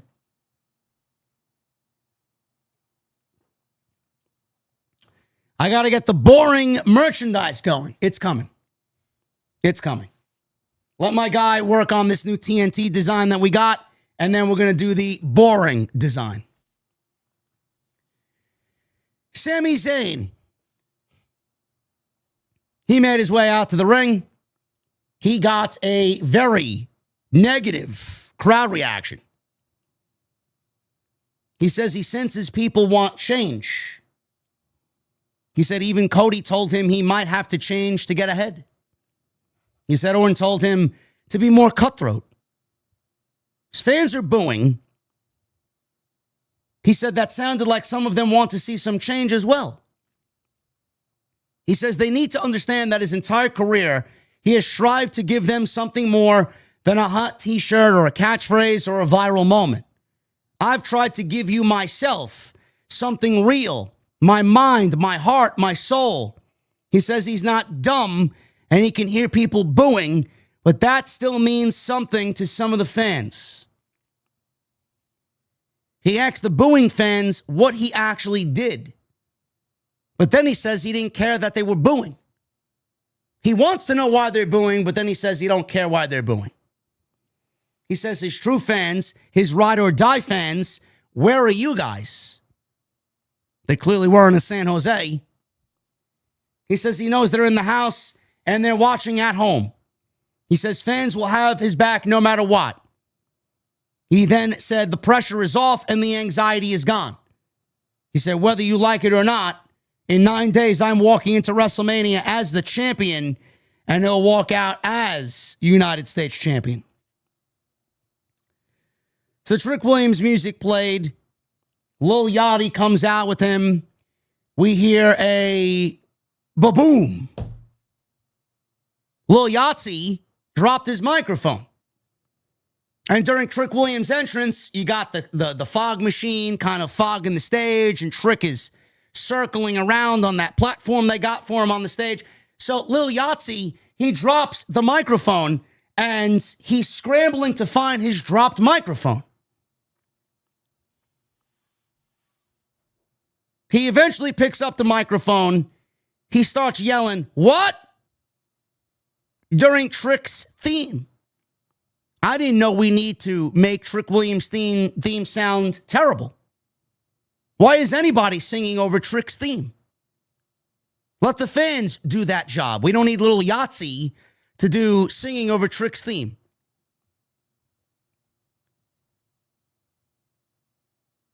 So Trick gets in the ring, and he says the fans are tired of hearing Sami talk.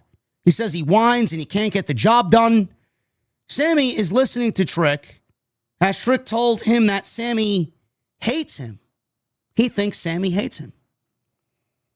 He says he can't stand the sauce, the flavor.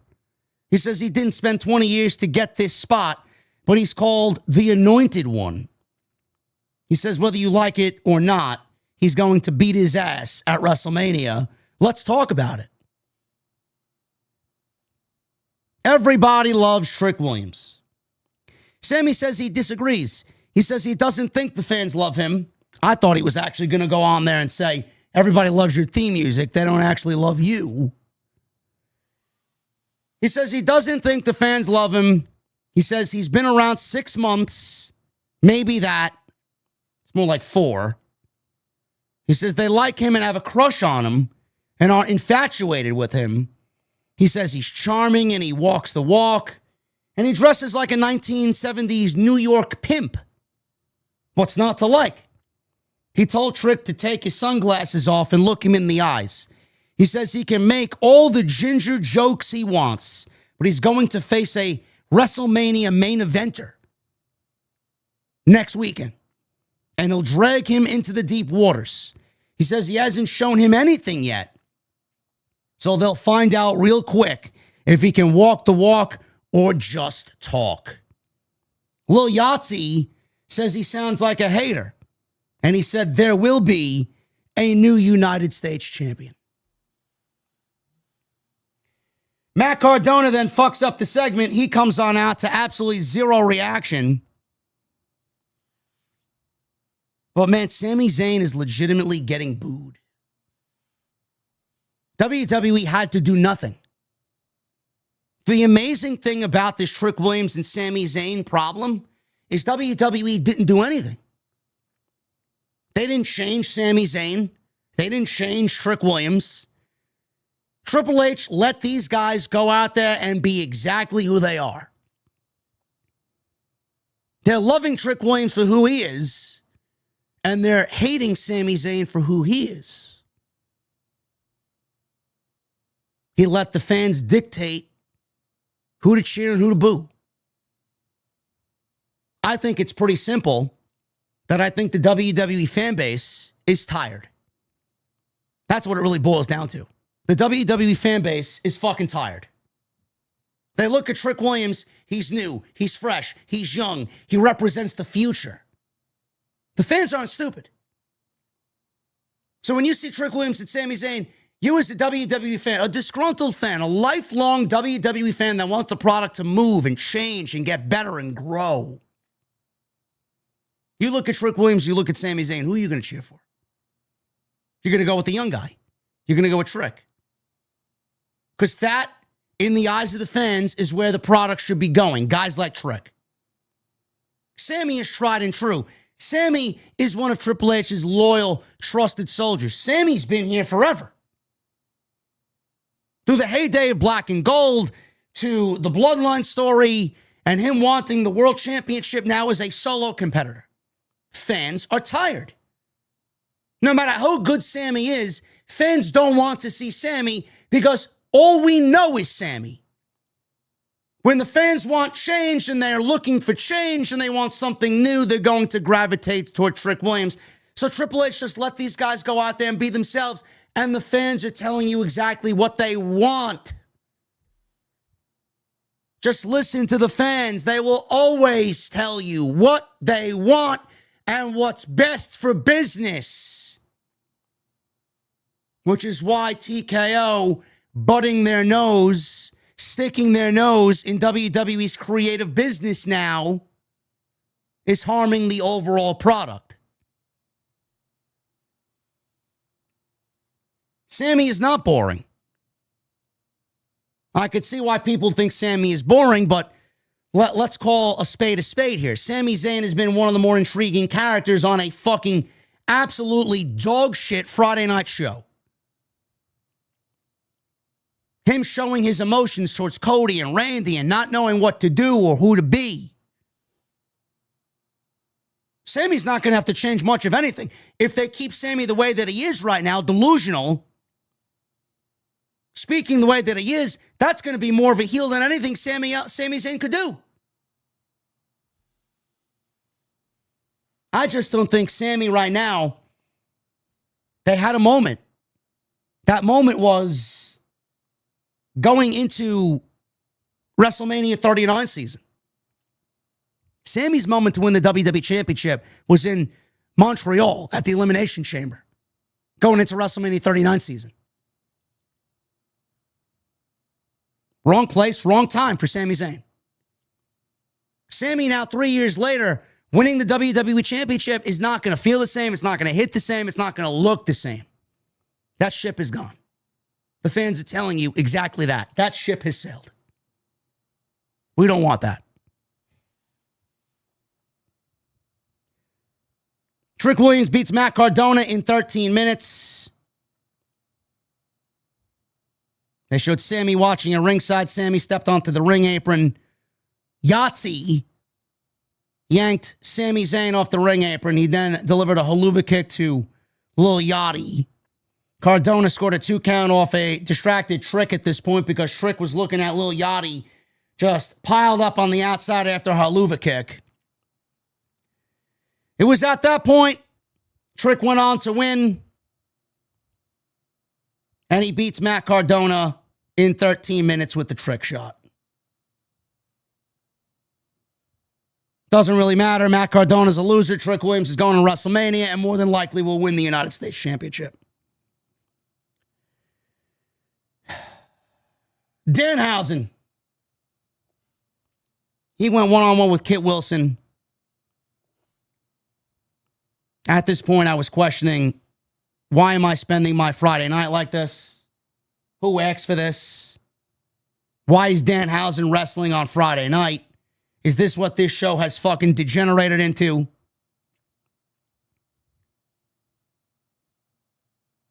So Danhausen's out there. Danhausen hits a drop kick, a bridging Northern Lights suplex for a 2 count. Wilson gets up. He kicks Danhausen in the midsection. So Danhausen slides out of the ring, and he stands next to The Miz. This left Danhausen open for a big flying elbow by Wilson. He tosses Danhausen back in the ring. Wilson's on the offensive here. Big elbows in the corner. Danhausen comes back with a jawbreaker. Wilson comes back with a lariat on Danhausen. Wilson then goes up top, hits an elbow drop. Danhausen gets up and sits up like The Undertaker. Danhausen sits up like The Undertaker and says, "You are cursed." He's legitimately sitting up like The Undertaker and cursing Kit Wilson. So Kit Wilson is on the top. He's going for a move off the top rope. He curses him. And then a poof of pyro goes off behind Kit Wilson. As soon as Danhausen cursed him, pyro goes off from the steel post, scares Kit Wilson. He crashes down to the mat. Miz gets punched from the apron by Danhausen, who then finished Kit Wilson off with a big kick. And he beats Kit Wilson 1-2-3. After the match, Miz tried to sneak up from behind Danhausen to deliver skull-crushing finale. Lights go out. Miz is standing in the ring all by himself. Lights come back on, and Danhausen is seen running up the aisleway, cursing the Miz.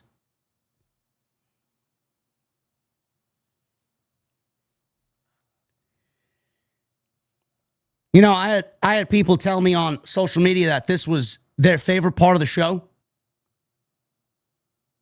It was your favorite part of the show because you just were given 2.5 hours of deplorable television. You know, I'm not in the mood to laugh. On a normal night, I love laughing. I want to laugh. I want to have a good time. I want to come on here and enjoy what the fuck I'm watching, and I want to have my time very well spent. But when the show is this terrible, and then we get a segment like this with a character like Danhausen, and we do the silly fucking shit of cursing and fucking pyro going off in the middle of a match to cause a fucking momentary distraction, or a referee gets cursed and he can't make a 3 count because his arm is fucking clenched back and cursed. If the show was good, and then we got that type of silly shit, then I would be a little bit more easy on it. But being that the show is terrible, and then this ends up being, by default, the best part of the fucking show, what does that tell you about the overall health of Friday Night SmackDown?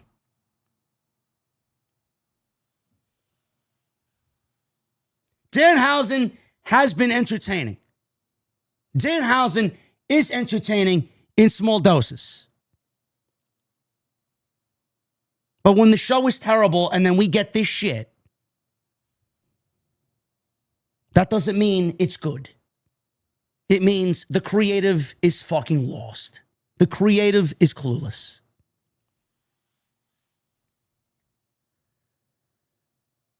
Main event. Io Sky requests that Rhea Ripley stay behind. She wants nobody to interfere in her match with Jade Cargill. Now, Rhea already took out Michin, and she took out B-Fab, so there's nobody for Jade to rely on. I was watching my iPhone. We go to commercial. Io is already in the ring at 10:50, chat. Io's in the ring at 10:50. The last portion of her theme and entrance play out. Jade Cargill comes on out at 10:50. She gets in the ring at 10:52. The bell rings at 10:53. We go to commercial at 10:55. We don't get back to the match until 10:57. It's almost like WWE is telling you, yes, we have Jade Cargill in the main event. Yes, this is awful. Yes, Jade is terrible. And we are actively going to do everything to not show you Jade wrestling because we know Jade Cargill is terrible.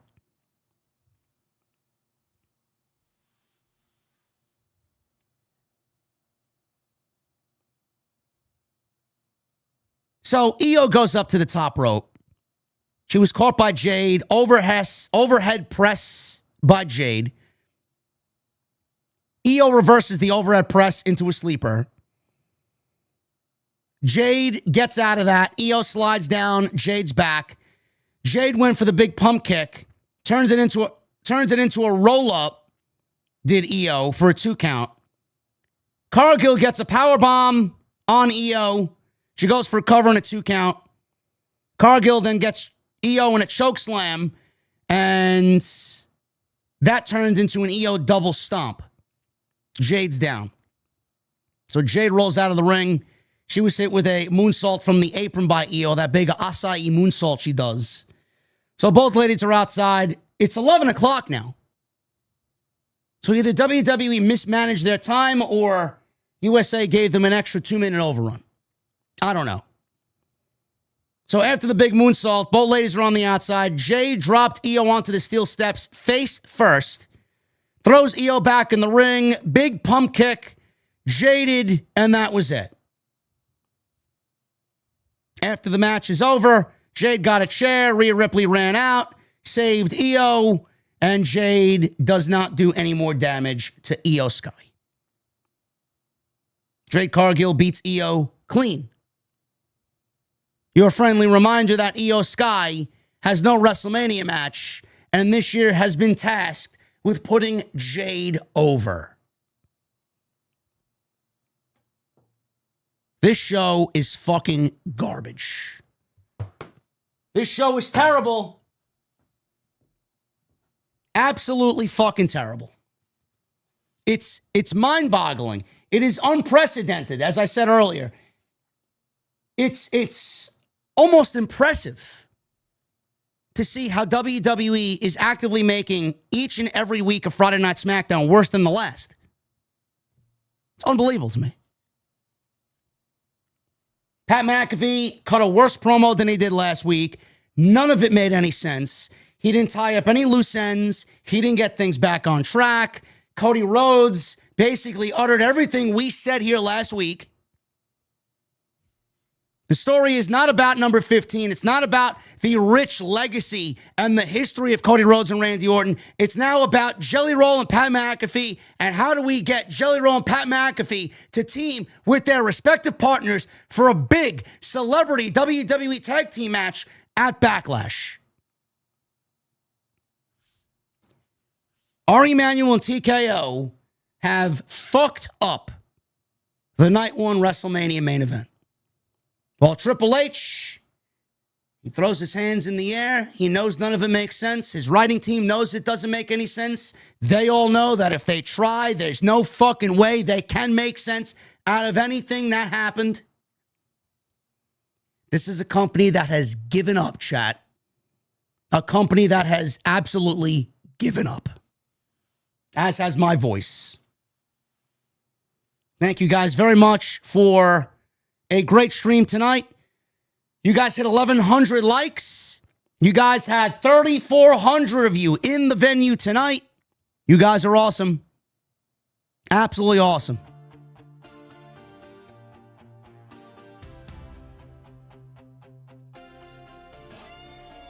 Follow me on social media at JD from NY206. Twitter, Instagram, TikTok, and Cameo. Hit that subscribe button down below. Turn on the bell for all notifications. Go check out all the rest of the content on the channel. And when I tell you there is a lot of content, some great content, go and check that out. Some excellent stuff. Monday, Tuesday, Wednesday, and Thursday, Friday. Tomorrow I'm going to rest. Sunday we got a AEW pay-per-view Dynasty. Kenny Omega and MJF for the World Championship. Literally the only thing of interest on that show. Everything else is completely irrelevant and unimportant.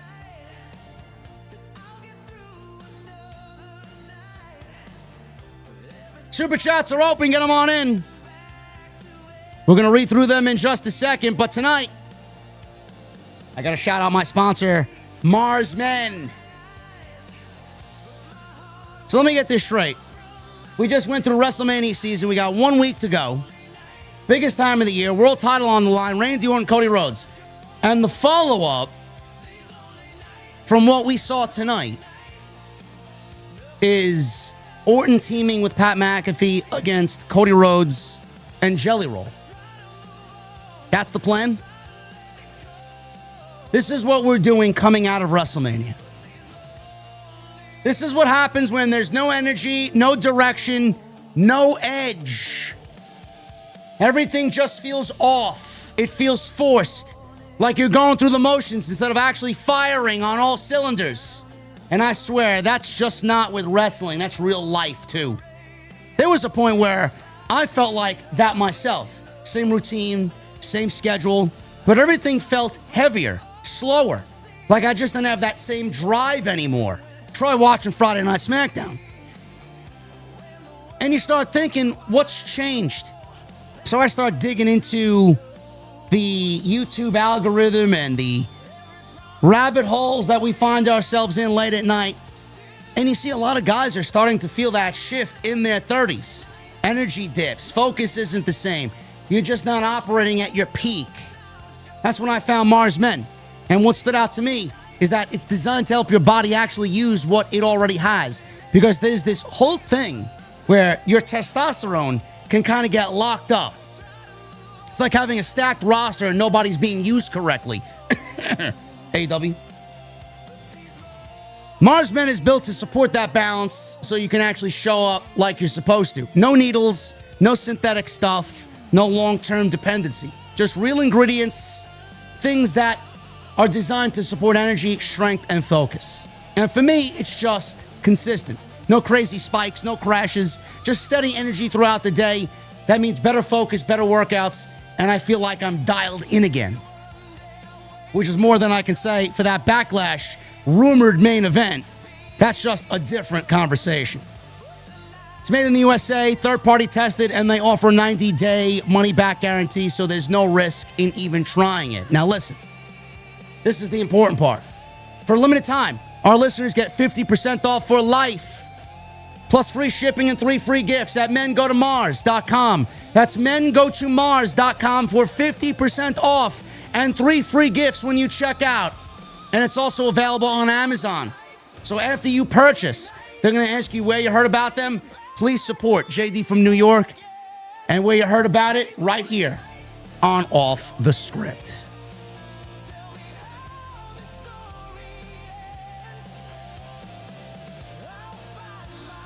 Super chats. Let's get into them. Michael Krause with a $2 super chat. JD, OTS, how's everyone today? Let's go. Yeah. Thank you, Michael.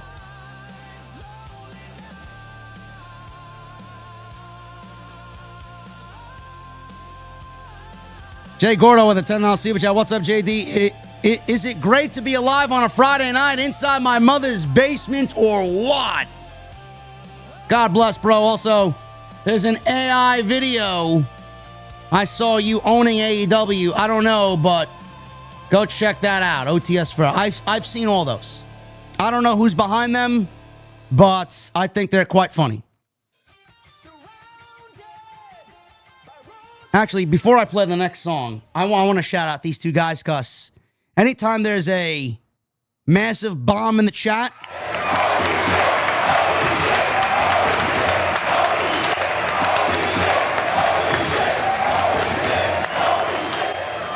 we got a $100 super chat from my guy, Yo Boy Pete. This is his second $100 bomb.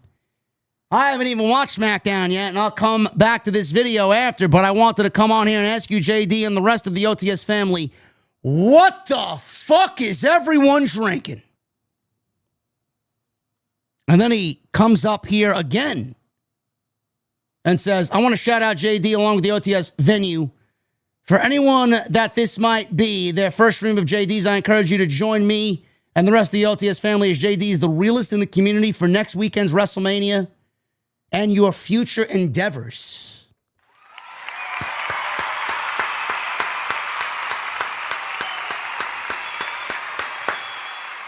Love it. My guy, Pete. Look at this guy. Thank you, brother. Appreciate it.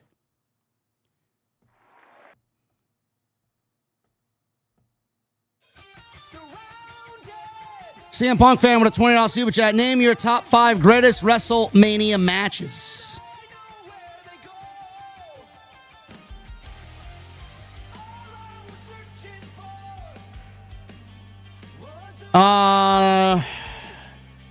Undertaker, Shawn Michaels, WrestleMania 25. Edge versus Mick Foley, WrestleMania 22. Probably got to go Cody Roman, WrestleMania 40.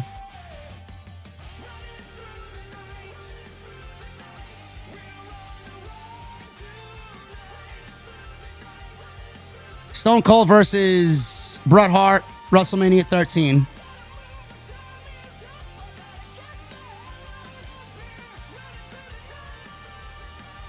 And then I don't know. It's a toss-up.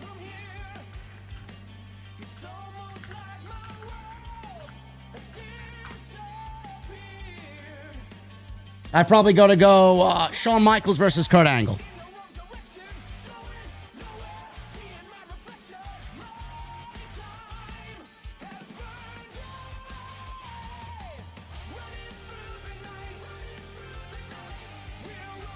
Caden with a $1.99, no message. Michelle with a $2 super chat. Can you imagine TKO putting the title on McAfee? No. No. I mean, the WCW comparison's got to come to an end. That would be worse than WCW putting the title on David Arquette. Mid-range with a $2.99. Finally, Royce Keys on my TV. Let's fucking go. Big, black, and jacked.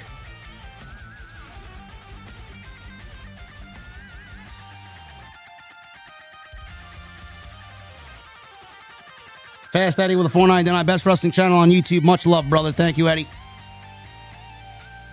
Chicago 4MBK with a $2 super chat. What the hell is WWE? Is this WWE garbage? Boring. Also with a $2 super chat, McAfee garbage, Ram offer garbage, WWE trash.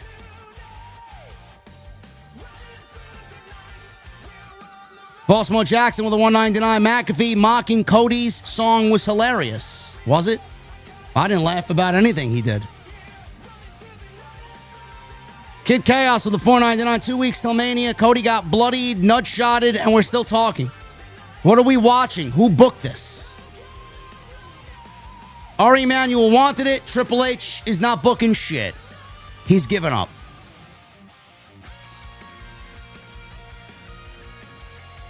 Also, Kid Chaos with a $1.99. Solo and JD about to annihilate this shit. We annihilated it on Tuesday, and I'm sure we'll do it again on Tuesday this coming week. Chicago 4MBK with a $2 super chat. I am so here for JD pile driving this garbage.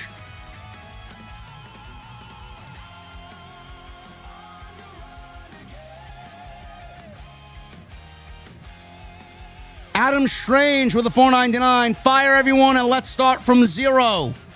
This feels like WCW 2000 and WWE 2019 all over again.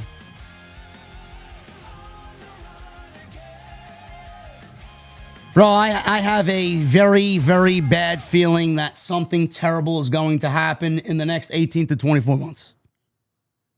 Serious, monumental changes will be made in WWE. Telling you right now. Michelle with a $5 super chat. Cody and Randy feel like background players to McAfee and Jelly Roll. This is beyond bad. I feel bad for Cody. This is shit. Roman and Punk should be pissed too. I know Punk is pissed. Punk is absolutely pissed.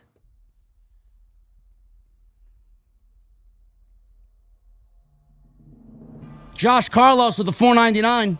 Hey, JD, seeing Alter Bridge live for the first time next month. Any advice going in for a first-time Alter Bridge show? I got general admission. Seats should be fun. No advice, Josh. All I'm going to say is I wish the set list was better. Like, I fucking love their new album. And all I've heard via their fan boards on Facebook is that it's the same set list over the same 7, 8, 9 years with 1 or 2, maybe 3 songs off the new album kind of thrown in there. Like, I've seen them 8 or 9 times live. And they play the same songs over and over and over again, man. Like, I love Blackbird. It's my favorite song ever. And I cry every time they play it live. But I want to hear some new tracks. I went to go see Wolfgang. I went to go see Mammoth in New Jersey. They played almost the entire new album.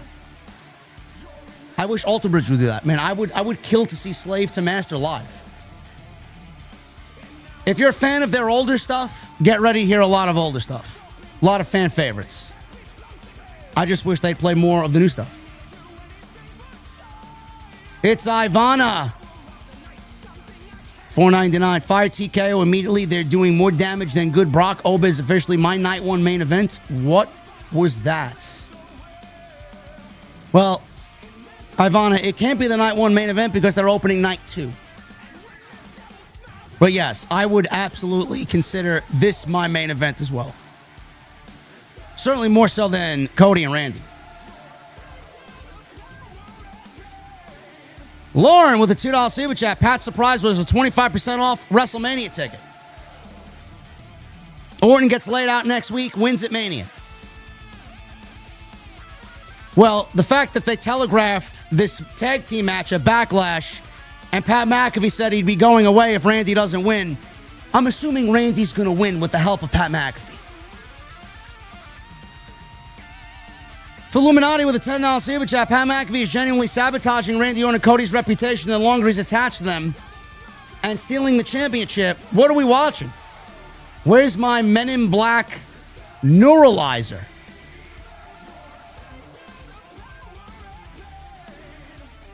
Bro, I wish I could forget it. I wish I can forget everything the last 2 weeks. Seriously.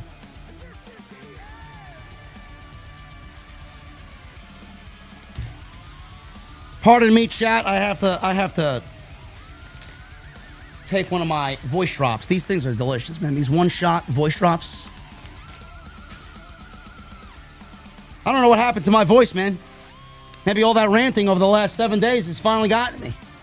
I haven't ranted like that in fucking 5 years. Captain Solo at a 5. Congratulations to Matt Cardona. He's officially a high-paid jobber for WWE. Thanks for coming. This is what you worked so hard for.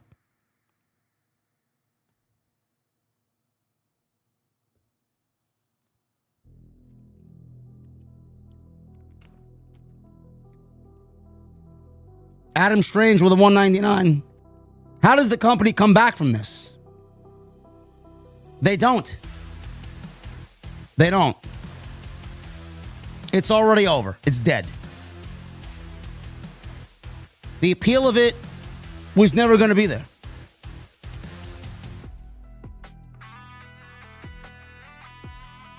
Lloyd Witt, VIP for life, 2-month membership. Thank you, Lloyd. Toya with the $2 super chat.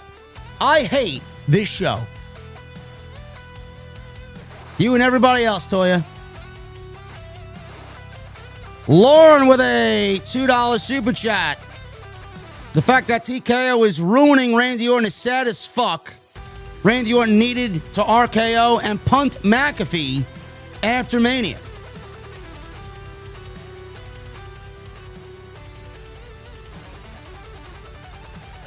Ray Lyon, 199. Pat made my ears bleed. This show got me sleepy. Bro, it's neck and neck for most terrible show. Dynamite or SmackDown.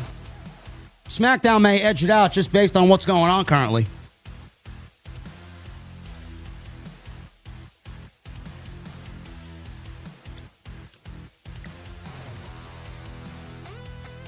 Cornell, $4.99. Playing the role as Hollywood Hogan, the next mega superstar, Pat McAfee. Co-starring Randy Orton as NWO henchman Vincent. Ari, you are a genius. Illuminati with a 5. Is WWE's strategy to make the shows so goddamn bad that TKO loses money and therefore dumps them? I don't know.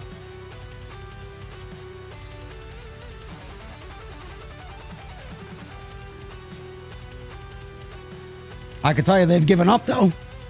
They've absolutely given up. Chicago 4MBK with a $2 super chat. WWE TKO should feel embarrassed, but they won't. Illuminati with a $5 super chat. Chat, what snack should I grab for this cinematic rant? I love chocolate-covered pretzels. I love peanut M&Ms and pretzel M&Ms. I love chocolate and pretzel, as you can tell. Chris Nearfall Podcast with the 44 months. I don't watch SmackDown anymore. I wait for your post show. Braves have been playing well so far. I love Acuna Jr. Yep. First place, 9 wins and 5 losses. Can't complain. Anything would have been better than last year.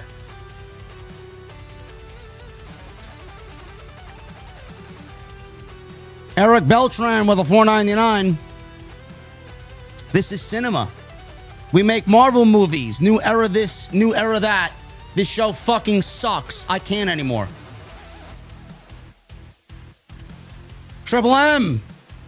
$2 super chat. Arc Raiders is greater than WWE slop. Sorry, you gotta watch it.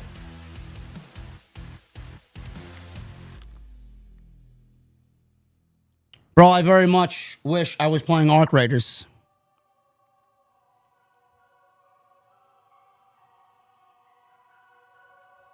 Chris Neal for a podcast with a $4.99. Pat McAfee is now the new Jinder Mahal.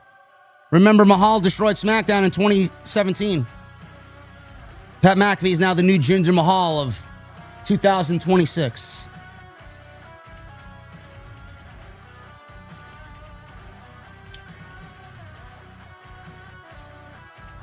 He is.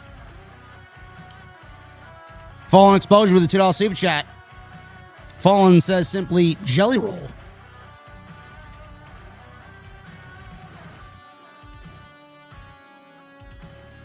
Michael Johan, $20 super chat. Hey JD, love the content and the intro music. Thinking about uploading videos on pro wrestling. Do you think people would be interested in a fully blind person's perspective on wrestling? I think people might find it interesting. Brother, you got something that actually might work. Run with it. As long as you be yourself, I think you got something there.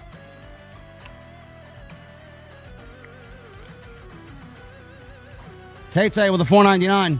This Pat McAfee segment was so bad it made me want to see Cody retain at WrestleMania, so that I wouldn't have to see him again. Yes.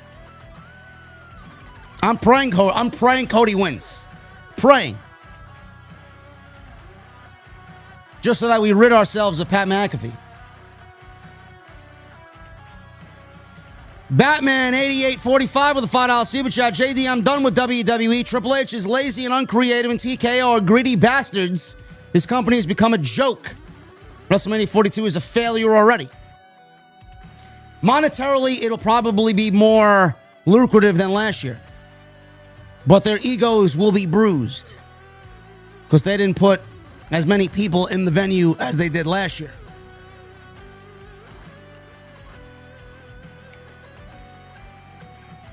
Street Fighter with a $2 super chat. I blame Unreal for all this horrible creative. Well, I don't blame them, but it certainly doesn't help. Riley, $4.99. Somehow WWE made me want Cody to retain. Pat's got to go. Please end this nightmare. We are tired.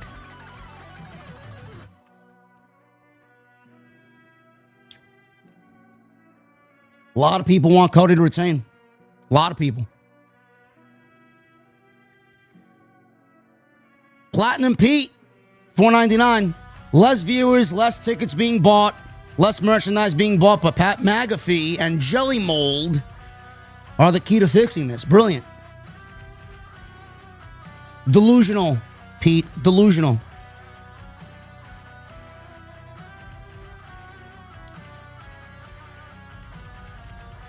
Georgie with a $4.99. Triple H, duckies drowning. Save them. Oh no, Pat, fuck off. RKO. Maria Rock movies, boo-hoo. Wow, Cody, cuck.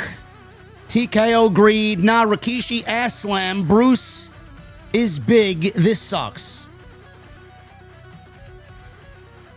I could have swore we had only Demeter Bully and Doggy. But now we have Georgie 23. I don't know what the fuck any of that meant, but thank you for the $4.99, Georgie. Not today, Jay. 43 months. This is worse than Bam Bam Bigelow versus Lawrence Taylor main eventing WrestleMania 11. JD, you were right. Vince McMahon would rather see WWE dead if he isn't head of creative. Bro, I would take Bam Bam and Lawrence over this shit. Genuinely. Laura Marie Hunt with $2 super chat. Randy Orton called out many prices last year. He did. But not on TV. Not on TV.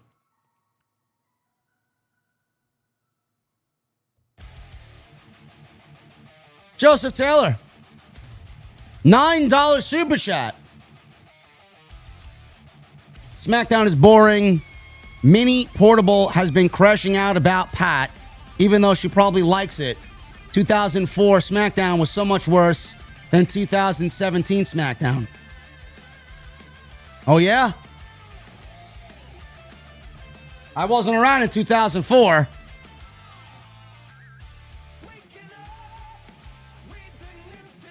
Nathan Cox with a $1.99. Thank you, JD, for giving your all. Hashtag the best.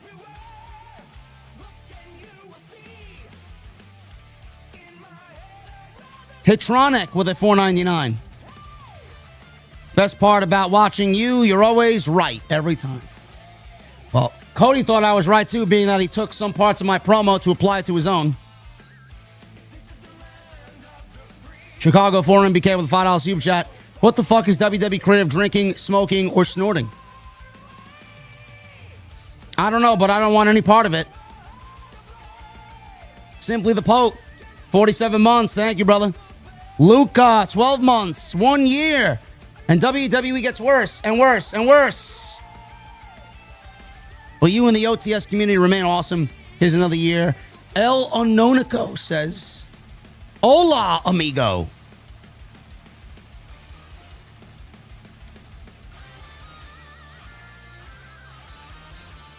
Thank you, Luca.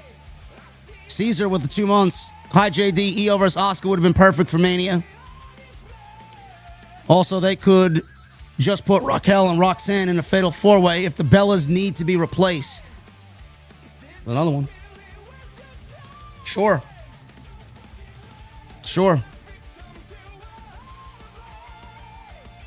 Joker Face with the 199. JD, is it worth getting heavy headphones? I can tell you I have the over ear headphones, and I have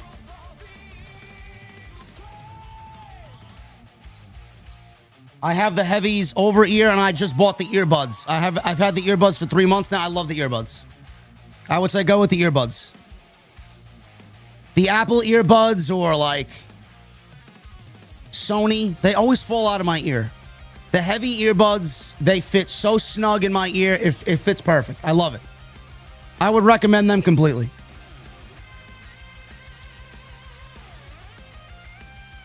Sam Vargas with a $5 super chat. I truly have never seen a dead crowd in my existence. I could hear my own thoughts, and it was scary.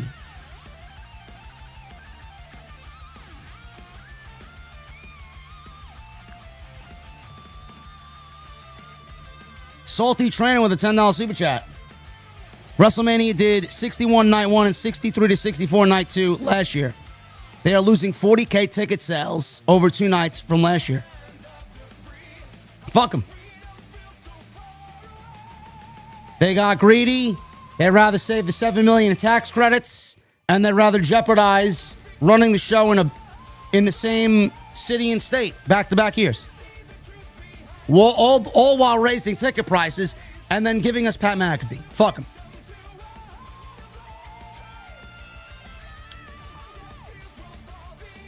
For Illuminati with a 5. How much do you want to bet that Cody, Randy, Brandy all agreed to do a segment like that, but WWTKO said no?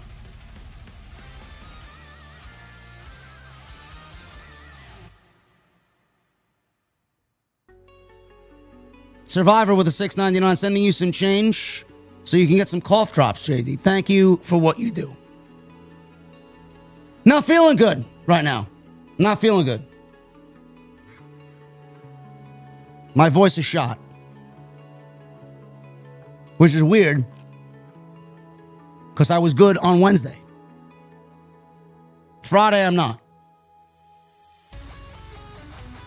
Sam Vargas with a $2 super chat. Pat kisses Ari Emanuel on the lips. Probably does. Salty Trainer with a $5 super chat. Is it just me, or does it seem like Ari seen Rock's Hollywood success and is just using WWE to try and recreate that with Pat McAfee? Well, he'd be a fool. He would be a fool.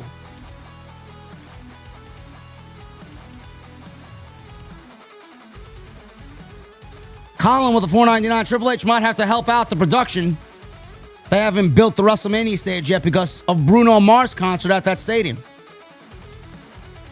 Bro, they built a Royal Rumble venue in 4 weeks. They'll be fine.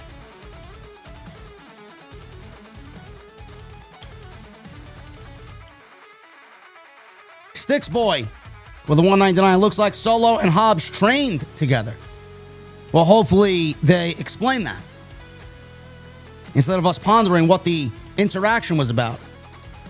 True Crime Unleashed with a $2 super chat. JD, Pat McAfee called you an internet troll today. Did he? I am not. I am not. His inclusion is fucking deplorable. It's terrible.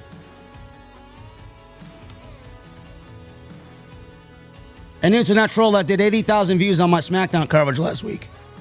Great. Some troll. Club Fight with a $4.99. I turned SmackDown off. I couldn't take it anymore. I put the Mets game on. I would have been better off blowing my fucking brains out.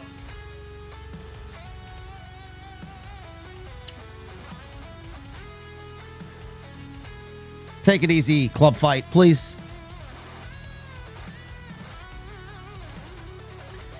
Laura Maestro, the $1.99. Showing some love, bro. See you on TNT and see you on Monday. Well, I'll be live Sunday. We got Dynasty on Sunday night. Though some of you may be asleep by the time I'm live.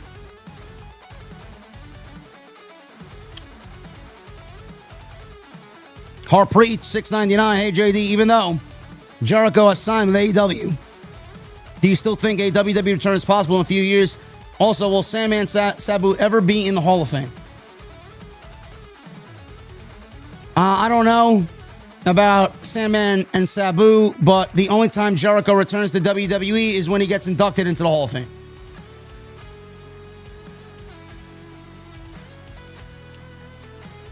Cornell, $4.99. Breaking. Uncle Dave Meltzer was in attendance for SmackDown earlier tonight. He's going viral for what the fans said in the clip, JD.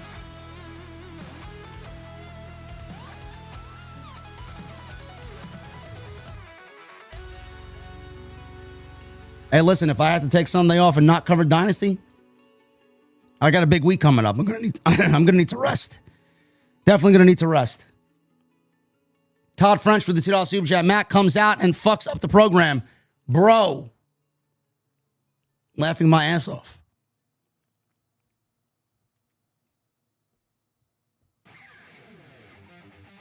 True Crime Unleashed. I love your perspectives, JD. Thank you, True Crime. Illuminati with a 5.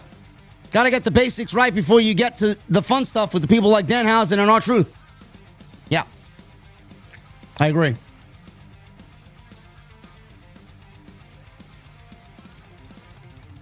Harpreet with a $2.79. JD, have you ever watched Peaky Blinders? I have not. Michael Krause, $2 super chat. You are the GOAT, JD. Thank you for everything. Yeah. Yeah.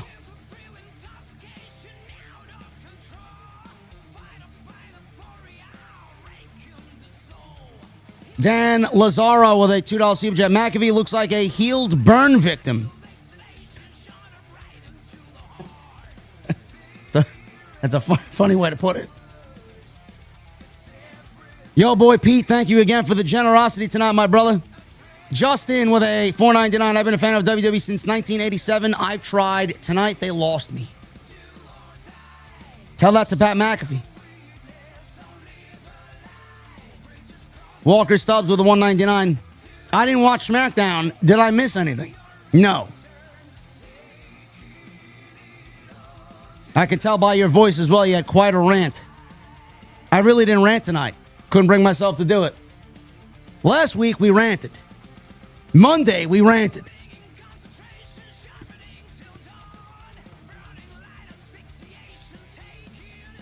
Nathan with a $2 super chat. Sending love from the UK. Thanks for keeping it real. And Illuminati with a $5 super chat. Phil says, Cody's got to be an undercover supporter of the OTS family.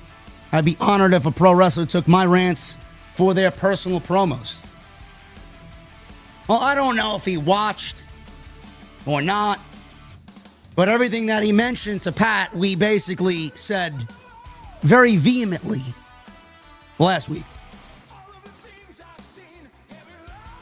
All right, guys, I'm going to get out of here. I got to get some rest. My voice is fucking shot. Thank you for sticking with me tonight. You guys killed it. 3,500 people in here. By my number. You guys killed it. If you guys are on the audio side of things, again, I apologize. Leave a rating, leave a comment. Show some support over there. We were number 14 today. Here in the United States for pro wrestling. We'd love to get to the top 10. That'd be the first time ever. Only good things this year, man. Only good things. Follow me on social media at JD from NY206. Twitter, Instagram, TikTok, and Cameo. Hit that subscribe button. Jimmy Fingers, 20 in Super Chat. Just when I thought it was not possible that they would find a way for Cody to get cheered in this feud, they did it because McAfee, or McAfee, is a bigger dork than Cody. Maybe they just boo the whole match. Well, they should. I hope the fans boo the whole fucking match because of what WWE and TKO have done. Follow me on social media. You guys know what to do at JD from NY206. Go check out all the content. Continue to hit that thumbs up and leave me a comment. All that stuff helps us out. We'll see you Sunday. Maybe. Depending on my voice for AEW Dynasty with Jesse right here on Off the Script. I'll see you guys later.